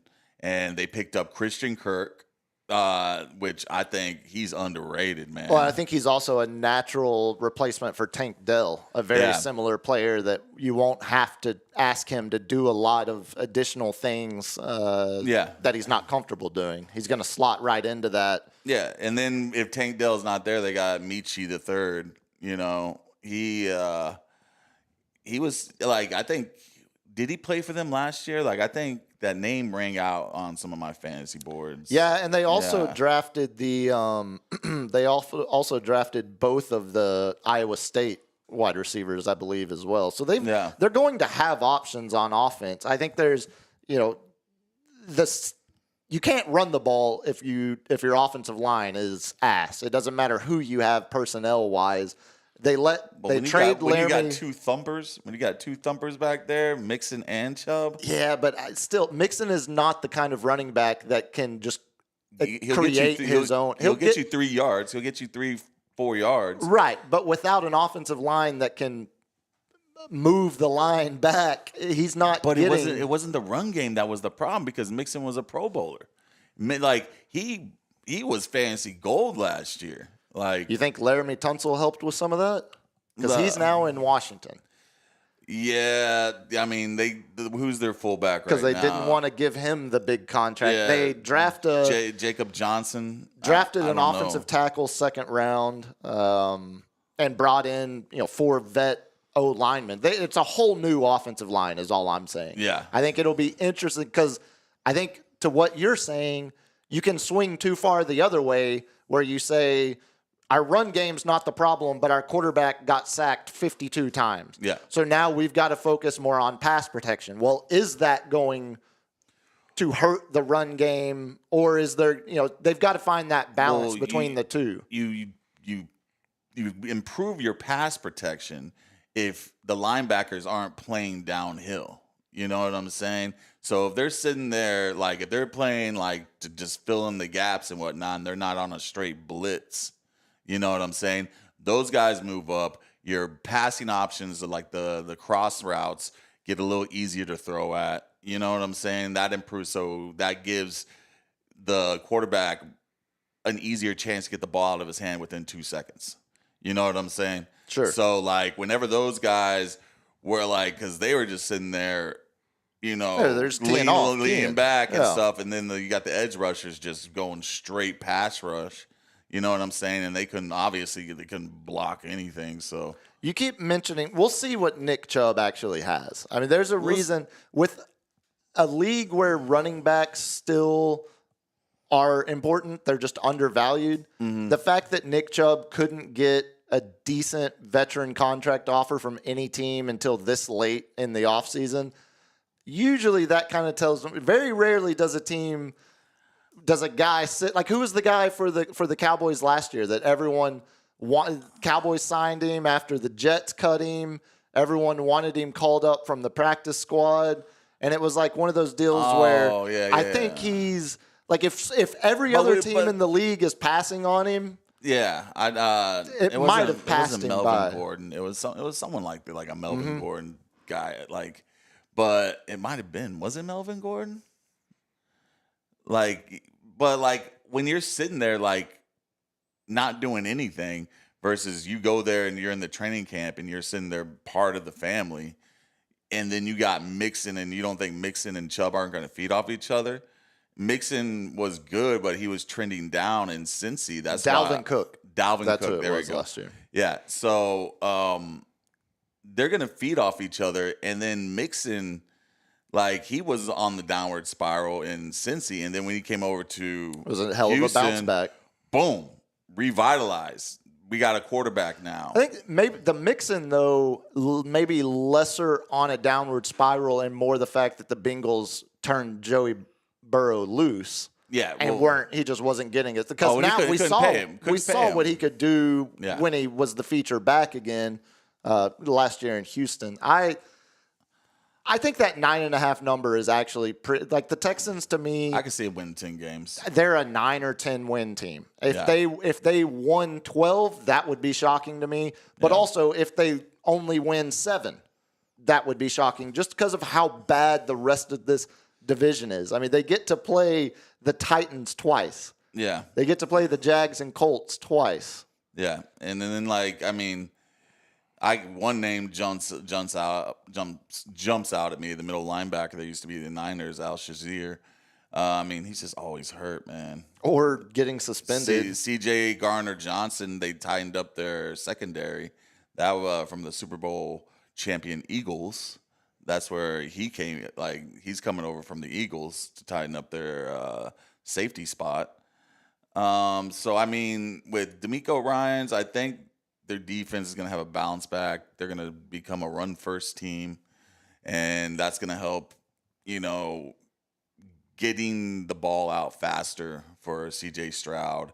Tank Dell coming back to open the top up. Oh, I think Dell's probably out the whole year with that. That was a Teddy Bridgewater-esque leg injury, I think. But those clean breaks heal faster. Sometimes better, yeah, for sure. Those clean breaks heal faster than I think they're hoping they get 1 year of Christian Kirk doing his best Tank Dell impersonation. Oh, looks like the big dumper took it out. Beat Cruz, the hard hitter from Pittsburgh. I'm telling you, this feels like Cal Raleigh's to lose. Junior Caminero is going to be smashing homers. Look at that semifinal, 19. Wow, man. Anyway, back to football. So let's. You're being distracted by the home run derby. It was just see who was at the finals, man. But the next team, and this is just when we just let's go Jaguars. They're more than, I think they're the most exciting with the higher ceiling than any of them. I would probably agree with that because they still have. Is Trevor Lawrence gonna be that first round overall, once in a decade quarterback Andrew Luck that he was so heralded as? They're certainly not a 4-win team like they were last year. No. I think I was shocked with that, the fact that they only won 4 games. Well, they gave up on Doug Peterson about halfway through the season before they even fired him. I mean, it looked like the team had quit well before the head coach was fired, and that's how you end up that far behind the win-loss. And what are they? Are they the next highest? So them and Indianapolis are both 7.5. They're both tied. And I think you could. They almost got them as a 500 teams. I see, and that's so confusing to me too, because there's no 500 anymore. Yeah, because you're either 8-9 or 9-8. Yeah. So Vegas is saying by them putting the Colts and Jags both at 7.5 as the second and third teams in this division, they don't know who's going to win. That basically is Vegas telling you one of them's going to win 7, one of them's going to win 8, and it's going to be whichever one wins their head-to-head matchups. Yeah. They're both equally. I think if you were, looking at actually betting on which one of those teams would do better, I think you lean Colts. Just because the Jags feel like while things might be going in the right direction now with they hire the Tampa Bay Bucks offensive coordinator Liam Cohen, who led Baker Mayfield to throwing for 4,500 passing yards and 41 touchdowns last year after everyone was ready to declare Baker an absolute bust. Yeah. Cohen gets that out of him. I mentioned, Trevor Lawrence. They have $275 million invested in him. Maybe Cohen is the voice. Thought it was going to be Doug Peterson. Maybe it's this new guy. But the Travis Hunter is exciting. I think the Jaguars are more flash, and the Colts have more substance. Yeah, because I think the Jags are. You think about them more because of Trevor Lawrence, and now because of Travis Hunter. But I think by the end of the season, I think the Jags are the one that wins 7. It depends on if the Colts running back actually shows up like he did on his rookie year. Yeah, the Jonathan Taylor is a massive. He was never injured ever in his career. Is one of the main reasons why I picked him 2 years ago, first overall, and lo and behold, he gets injured after. The best running. He was the best running back that season. I think he got almost 2,000 yards. Yeah, he is. I mean, he's the only bright spot if switching to Indianapolis. I mean, Anthony Richardson recovering from shoulder injury. Yeah. And for Colts fans, if your former top 5 quarterback pick isn't ready to go, you get another team's castaway former top 5 quarterback pick because Daniel Jones is now with the Colts as well. So they need Jonathan Taylor, is what I'm saying. Switching back to the Jags. They gotta just like them. They gotta run through the NFC West, and it's just I think they're the only team that can sit there and have a chance with Houston. Maybe Indy, but I have more faith in the Jaguars. See if Trevor Lawrence is gonna be that guy. Brian Thomas Jr. These LSU kids, bro. He came from LSU, right? Sounds right. I believe so. These LSU kids are insane receivers, man. He had a Pro Bowl year. LSU. Yeah, he had a Pro Bowl year, and I expect him to do even bigger things because they got rid of Kirk and they just said, "You are our number one. You're our franchise wide receiver." They got Travis Hunter coming in, which I'm wondering, are they going to play more receiver, more So defense? I had it on my notes. I was like, Travis Hunter, more wide receiver than quarterback, ? Because the reports coming out of all of their summer voluntary camps is that he was getting 80% snaps at wide receiver, 20% at corner. It was 4 out of every 5 snaps, he was a wide receiver. 1 out of every 5, he was playing corner. So maybe they do it on a game-by-game basis to where, if they need a lockdown corner on a It's going to be receiver. really interesting. I mean, we haven't seen... Dion was the other way around. It was full-time corner. They were trying to push him into the and wide packages at wide receiver. I think Travis Hunter is going to be the flip of that. Yeah. And I actually think we're going to end up seeing him play potentially more snaps than any NFL player in history. And just, man, that might work in college, and especially in the Big 12, where we miss tackles like we like they're going on sale. You know, we missed tackles like we missed final exams in Lubbock. Yeah, exactly. I mean, ETN, I love him because he can catch the ball, you know, but like he hasn't been what, you know, everybody wanted him to be. They don't really have a third wide receiver. I mean, you guys, who's this Diami Brown? Jacksonville has potentially more flashier talent. Yeah. At quarter, specifically, you know, Lawrence, Travis Hunter, the LSU kid, Brian Thomas Jr. But I think Indy has the more solid, like they have the Jacksonville. Trenches. They have the trenches. Exactly. And you know? Jacksonville wins maybe if you're ranking both rosters. Jacksonville might have the first 5 guys you would rank, but I think Indy has the next 30. Yeah. Something like that. You know, like they just have more depth, and specifically the trenches. Also, the Colts beefed up. They spent big on their secondary. They signed Travarius Ward and Cam Bynum as well. So, I mean, I see, like, I mean, Eric Armstead's, like, he was the Niners D-line when it was the best D-line in the game, but he's just getting older. Hey, just old. And then I don't see any kind of moves.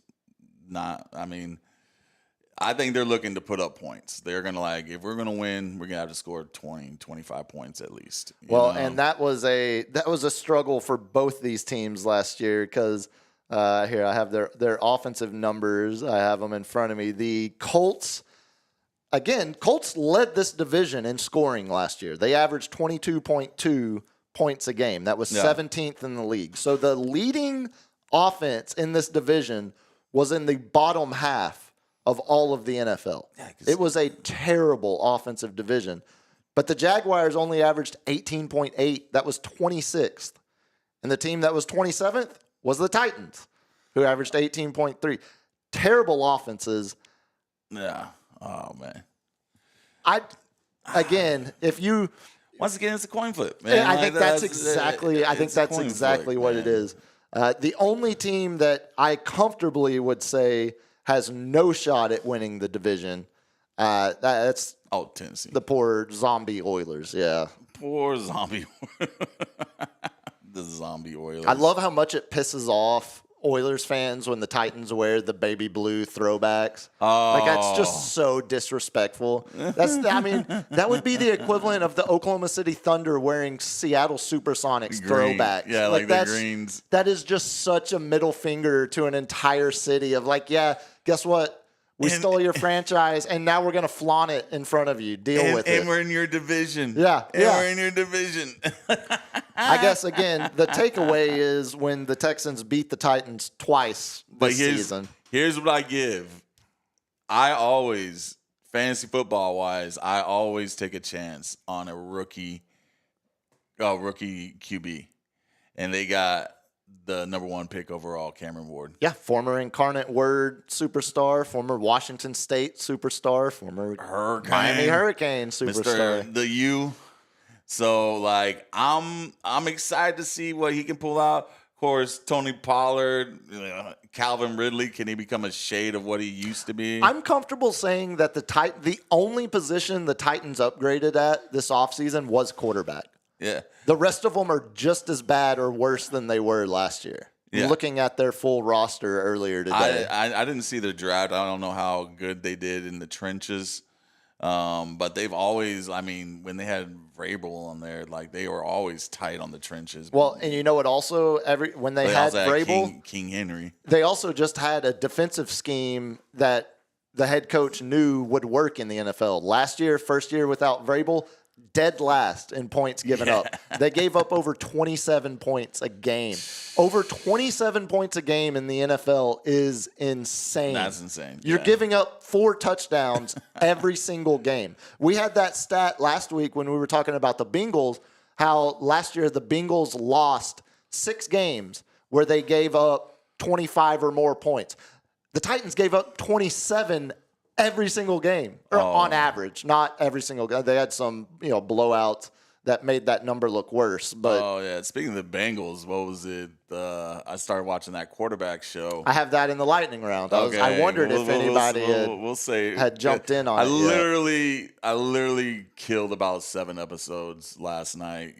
Could not sleep. And I almost So it might be worth some time. Yeah, I mean it's pretty good, man. Did you pull any audio? Or is there any? This is last night, so okay. I didn't all right. I didn't want to hit LG at 8 o'clock, 6 o'clock in the morning, get our ass chewed out by LG. Well, you guys talk on that ad, man. I'm not listening to shit. But nah, yeah, I definitely have some stuff on the quarterbacks and whatnot. So I mean, there's good, bad things like anything, but being produced by one Patrick Mahomes, you can kind of see where you can give him a little. I thought it was Omaha Productions. I thought it was the Mannings. He's one of Patrick Mahomes. He's one of them with the executive. The first line whenever the credits hit, Patrick Mahomes, and then you go ahead and put Joey Burrow with one of his worst seasons on there. You little shit. That's a little rough. That's a little rough. Middle finger right to you, Joey. Titans 5.5. 5.5. There is no way they win 6 games. Oh, man, the Cameron Ward, man, the wild card. I'm telling you, man, these rookie, no tape, the CJ Strouds, the Jaden Daniels. I was about to say, though, Jaden Daniels had way more talent to work with in Washington last year than Cam Ward has in Tennessee this year. If Ridley, way more. I think he was just unmotivated last year. So Ridley, and then he's still reeling over the fact that he had a year suspension for something stupid. I betted something at the facility. Like if I bet at the facility, then I wouldn't have got suspended. He was also doing parlays involving other NFL teams, though. But it wouldn't have mattered if he had done it at the facility or not. Oh, really? The Lions guy was the one that did it just at the facility. Oh, the Lions. Okay. Ridley had some NFL parlays going on. You can't do that. Was it for him or was it for? I think that was his defense. It wasn't with the Falcons or whoever he was with back then. Can you call your buddy and be like, "Hey, why don't you go ahead and drop that 6th pass?" And that they're pretty.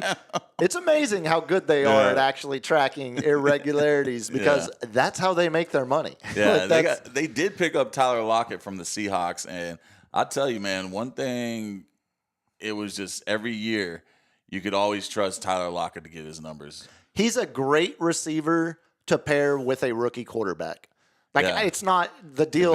I read it. It's a 1-year flyer. I mean, it's $3 or $4 million. It's nothing investment for the long term. I think it's security blanket. It's clear. 1,000%. It's clearly Cam Ward. They want Cam Ward to have one veteran, experienced receiver that he can maybe use as that, like you said, security blanket because he's going to be running for his life for a majority of these games. He's going to need that security blanket. He's going to need a tight end across the middle. A lot more to work with than Jaden Daniels. I mean, you have Scary Terry, but Oh, they had they had the running back that ended up. He's flamed out now, Brian but he Johnson, had Gibson. Antonio Gibson had 1,100. That's we're talking about the Titans. What are you comparing them to? Yeah, okay. And on top of that, the team that had the worst points allowed number last year, they also let their sacks leader Harold Landry walk out the door as well. So great. Yeah, I think they're in tank mode, so I'm gonna go under. Yeah, I think that I think they're gonna be looking for that edge rusher, or they're gonna build the trenches next year. I'm not sure. What was it? The Browns and Saints have the lowest number at 4.5. Yeah, I don't understand why the Titans have more respect from Vegas than the Browns and Saints. The Titans should be 4.5 right there with them. There's not. Outside of them, I think it's Cam Ward, it's the number one pick. Wild card. Yeah, that's 1,000. He's gonna pull a game. They're giving him at least one game out of his ass. Yeah. You know what I'm saying? Yeah, give me Texans over the 9.5, Colts over the 7.5, Jags under it, Titans under it. Jags under 7.5, Titans under 5.5. I'm gonna go Texans. I'll go over. I'm gonna go under on both Indy and Colts and Jags. I'm gonna go under that, and then I'm gonna go under on Tennessee. It's a bad division. This was, I mean, again, I said it at the beginning. It's not a very good way to sell. Continue listening as we talk about how bad these teams are. This one sucks. Didn't I say let's do a good division on Monday? Well, I decided since there's a significant number of Texans fans in our listenership, we would hit them with Texans, yes. Because Wednesday we close out the AFC with the AFC West. That one is actually, I like that one, man. That's a fun division. I started looking at it today. Man, yeah, that'll be a fun one come Wednesday. But before we get out of here tonight, let's do a little lightning round, LG. Did y'all see the news? Wemby officially cleared. Full participant. Full participant. He did an interview with L'Equipe. Oh, the French paper. L'Equipe. I was like, what are you talking about? Yeah, man? the French paper over there. Not only did he say he's a full participant, also said he's been running the open gym pickup with because all the guys are out there in Vegas. I saw Spurs put the picture out of every single dude that Wemby is apparently happy that they didn't trade any of them, because also in the interview he specifically mentioned, I'm glad we didn't trade for a veteran. I want us to all continue to grow together. He wants to create that. He wants to be the leader that Tim Duncan was. 1,000%. And I love that for him. And he also said he never wants to leave San Antonio. He wants to be different. He wants to be a one-team guy. He found some inner peace out there in Shaolin. Well, he also started liking some Democrat, socialist, communist stuff on social that everyone else was freaking out about too. So they converted him. I think we might have a new Wemby. Shut up and dribble, man. Oh yay! But your 45 win prediction looks a lot stronger with Wemby getting cleared in early July for full participation. Absolutely, man. Also, Vegas bumped the number up. It's up to 42.5 now. Oh, as we sit here. Oh, it's like I might know something. They're now the 8th best win odds in the West. So Vegas is saying we're in the playoffs. We're in the play-in. Potential. Yes. All right, hit me. All right, man. If we can cue up this video, I have to say this kid has only been playing for 3 weeks. And I haven't seen defensive plays like this for a minute. And, of course, LG, you can get me right now because, I gave him a Facebook clip where he can't go pause and everything. So this is going to be a silent one through. Go ahead and cue it up for me. Well, you didn't.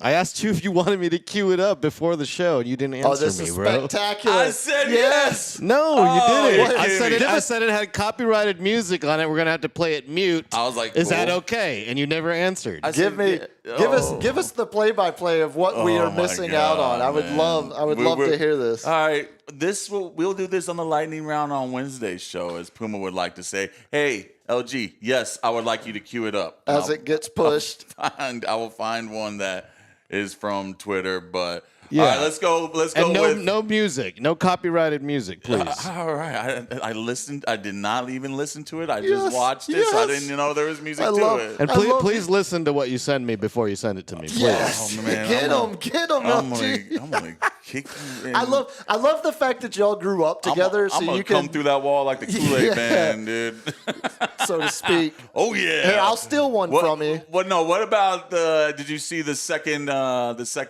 best play of the week on SportsCenter?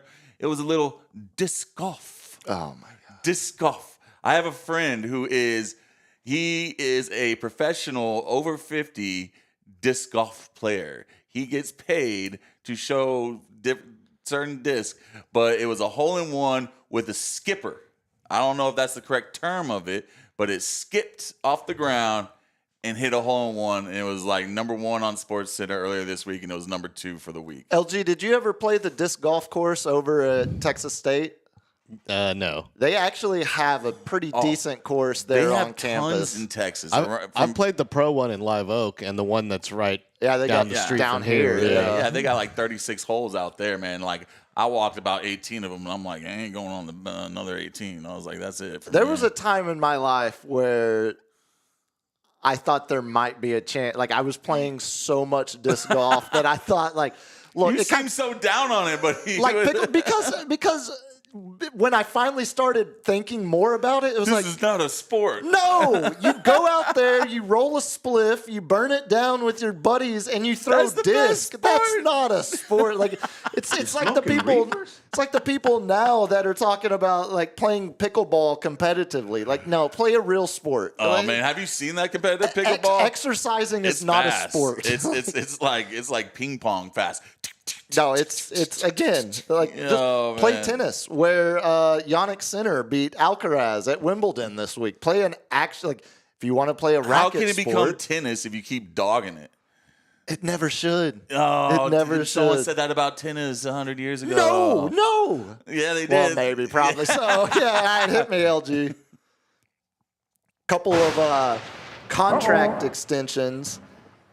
We talked about the Jets last week when we did our AFC East. Well, they have now actually committed to Garrett Wilson, who seemingly was somewhat available, at least until they made the commitment. They signed him to a 4-year, $130 million extension, $90 million guaranteed. So now they turn their attention to Sauce Gardner on the other side of the ball. Mm-hmm. Seems like they've got their two building blocks on both sides. And then in the basketball world, we talked about this last week when Chet got his extension. Jalen. Oklahoma City locks up Jalen. 5 years. They got their big three. It could get up to $287 million. And you mentioned the big three.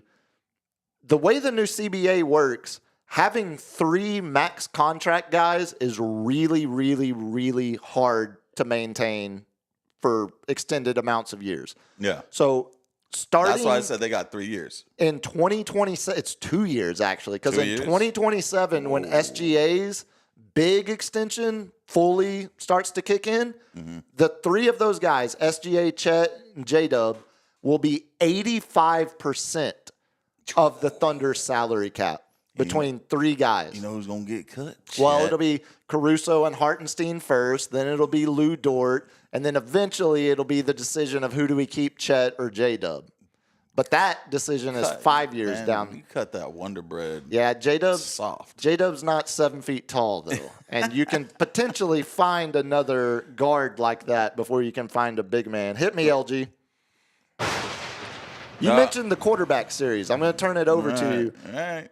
Convince me that it is not just NFL propaganda and actually is something that I will learn. I will learn something from watching the series. You will learn that Netflix tried to, Patrick Mahomes produced it, so I think, he's got a little spite in him. B, Jerry still controls everything because they did not show a Cowboys loss because they were showing a lot of games. They just let that one go. Oh, yeah, we just beat the Cowboys by a mud stomping their ass. You see that new trailer that dropped? My documentary coming out next month. Yeah, you better not show that loss on there on that Cowboys. B, they mixing. The only thing that kills me in it is the wives. I cannot stand the wives, even though I will say Jared Goff's wife, damn! Well, you know what the opposite? Swimsuit model himself. The opposite is... That is a swimsuit model. Brigham Holmes is not a swimsuit model. That is a swimsuit model. Everyone go and Google Jared Goff's for show wife research. And oh my God, dude. I remember her from, yeah. The one time you masturbated. No, the one time. Yes, that was a one-time occurrence when I was 13 years old. But they mixed it in with the kind of like a housewives where the us ladies love to get together and blah, blah, blah and do something for the team and all this stuff. And it's like, shut up, man. You know what drives me crazy about that? I started fast-forwarding through that. But you get to see the X's and O's. You really get to see Kirk Cousins just, oh, my God, poor Kurt. Kurt, he was in the first season, too. Was he? Okay. So we got first season Kirk Cousins with Minnesota when he was And now we turning have him, things around, and now we have him getting benched. Believe it or not, if we don't remember, Atlanta was hot until Kirk Cousins got hurt. And he got hurt. He had 3 different injuries he was working with. And didn't he have like a 4 interception game or something crazy too? And they actually won that game. Yeah. Yeah, they came back. It was a weird year for Kirk Cousins. Yeah, and then he just getting replaced by Big Penix energy before the season ended. And I haven't caught the last 2 episodes, which I think is going to be Kirk going over the fact that getting benched for Penix. And who, this is not about the series, but did you know that who's scouting Kirk Cousins right now? Guess which team? My guess would have been Pittsburgh until they did Aaron Rodgers. The Cleveland Browns. Ah, there you go. How many quarterbacks they did?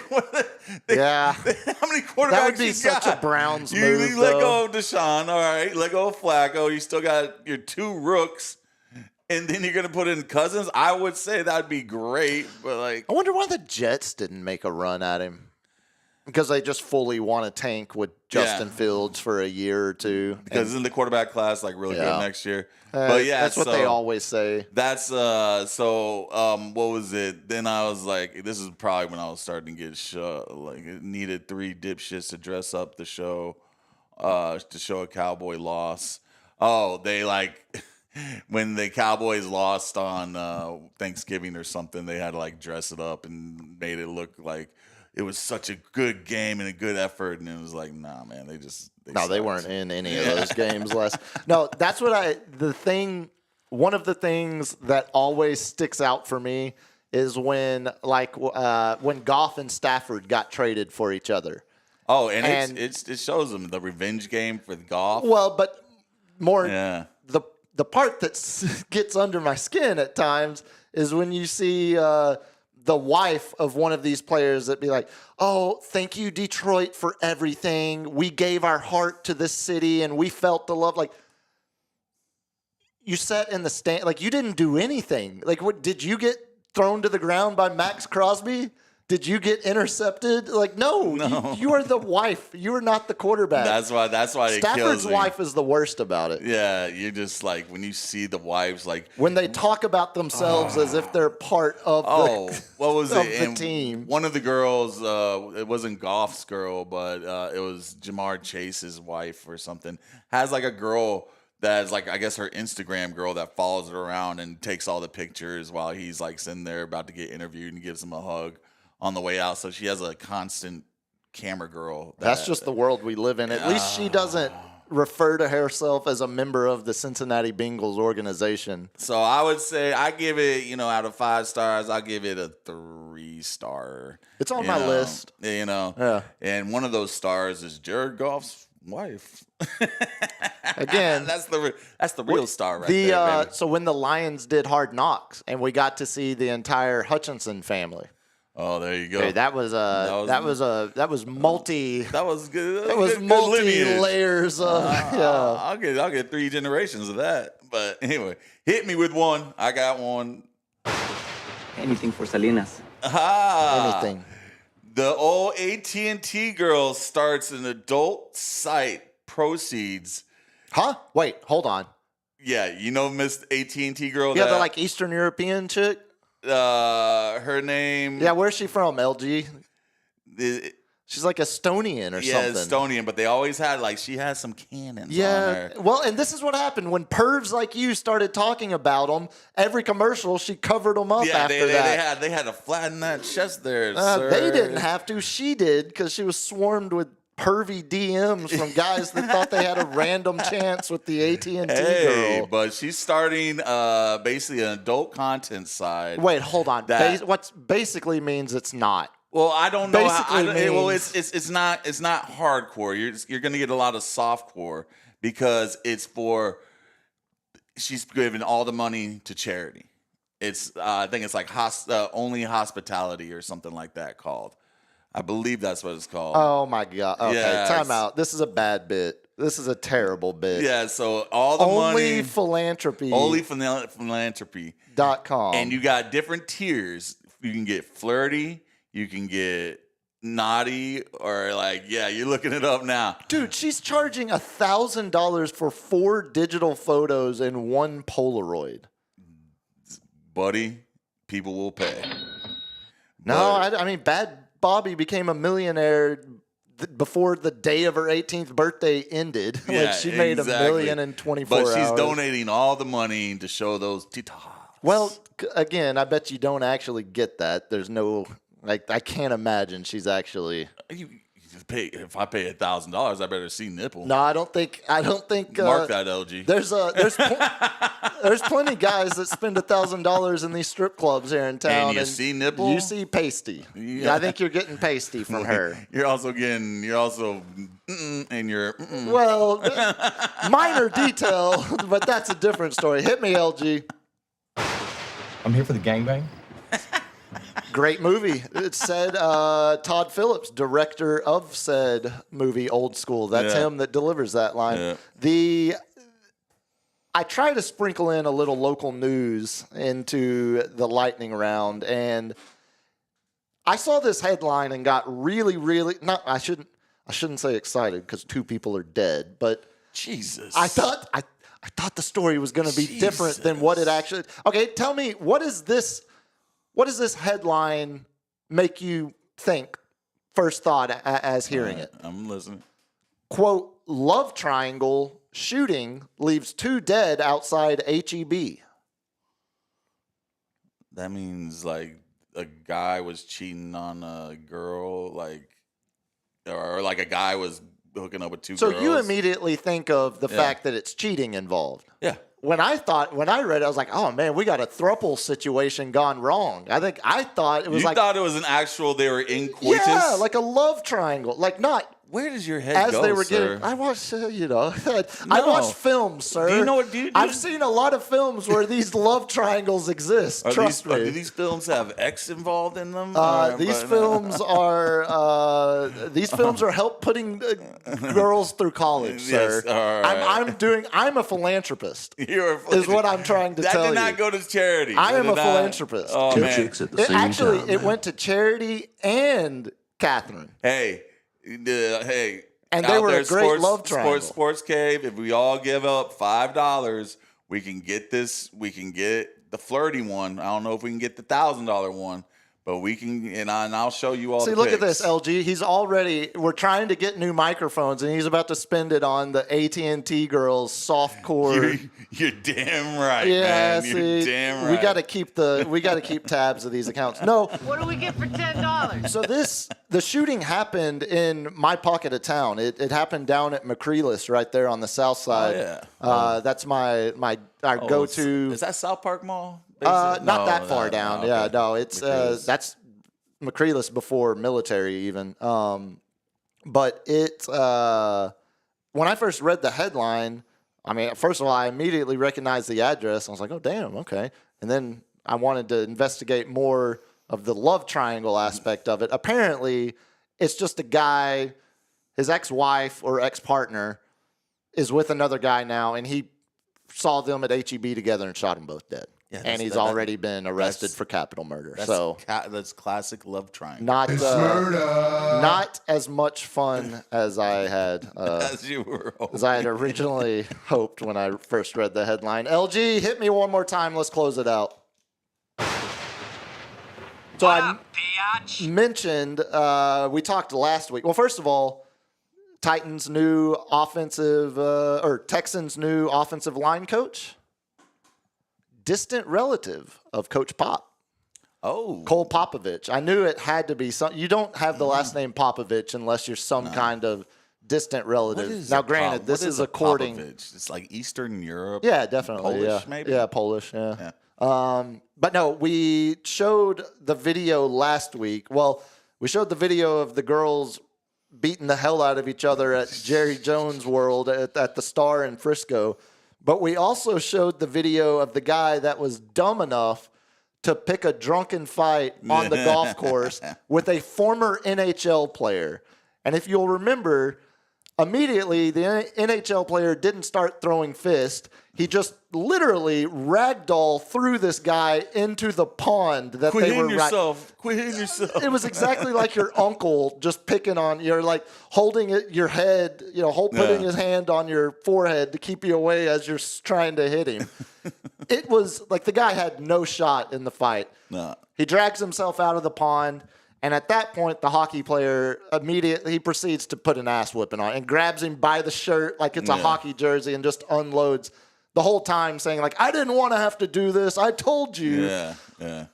So the guy that got his ass beat has now spoken out. And I thought, in as much as I've bitched over the last few years about accountability being dead, public shame having no value, all of the principles that I was raised with actually not meaning jack shit anymore. No. I thought the way this guy handled it was actually a surprisingly refreshing reminder of how things should be handled when you make a fool of yourself in public. It's around the goal. I got it on. Yep, that's me. You're probably wondering how I ended up in this situation. Yep, production. That's me, guys. The guy that got dropped like a bucket of balls in a pond. Not my finest moment, I know. So Canadian. Looks real bad. Played 36 holes of golf. We drank way too much, and my mouth ran faster than my brain. All jokes aside, guys, I'd like to apologize to all the folks on the course, anyone caught up in it, and anyone who had to deal with me that day. I lost my cool, and I've learned from it. Just one of those days where you should have kept the card on the path, Stay hydrated, keep your stick on the ice, maybe stick to 18. Pretty good. That's about the best way he could have handled that at this. Like, you got publicly embarrassed. Those flappy-headed, beady-eyed Canadians. Hey, man. The course we probably played said 36 holes that day. We're not gonna let you back, guy. Hey, guy, you're not gonna come back unless you do an apology video, man. Like that's the only way. Well, you kind of back. went like Jamaican there for a second. A little Cuban in there too. Yeah. Completely fell off the rails. Sounded like a bad Sammy Sosa impersonation. I'm not a linguist, man. Come on, man. But you still try, and for that we respect and appreciate it. Well, let's get the hell out of here so Cap won't be, so he can catch up on the home run derby. How did it even end? Who won? I don't know. You don't even know. God dang it. Back Wednesday night, we'll finish off the AFC with our AFC West preview. LG's TV just went out. I don't know. If you want to follow, don't blame this on LG. Yeah, I'm blaming everything. If you want to follow on You're X, fighting LG. at Biggest Puma, Instagram biggest.puma. Instagram _captain 210. LG, when's the next stream? Friday. LG's house returns. We return Wednesday night. Same 8 o'clock downbeat. No Wednesday? Yeah, we return Wednesday night. As I just said. You said when's the next stream, and he said Friday. His stream. LG's house. Yep. Yeah, we don't. I will have an interview with a badge-carrying member of the SAPD. Ooh. Now that's a hell of a tease. On that note, y'all be good. Peace. Peace.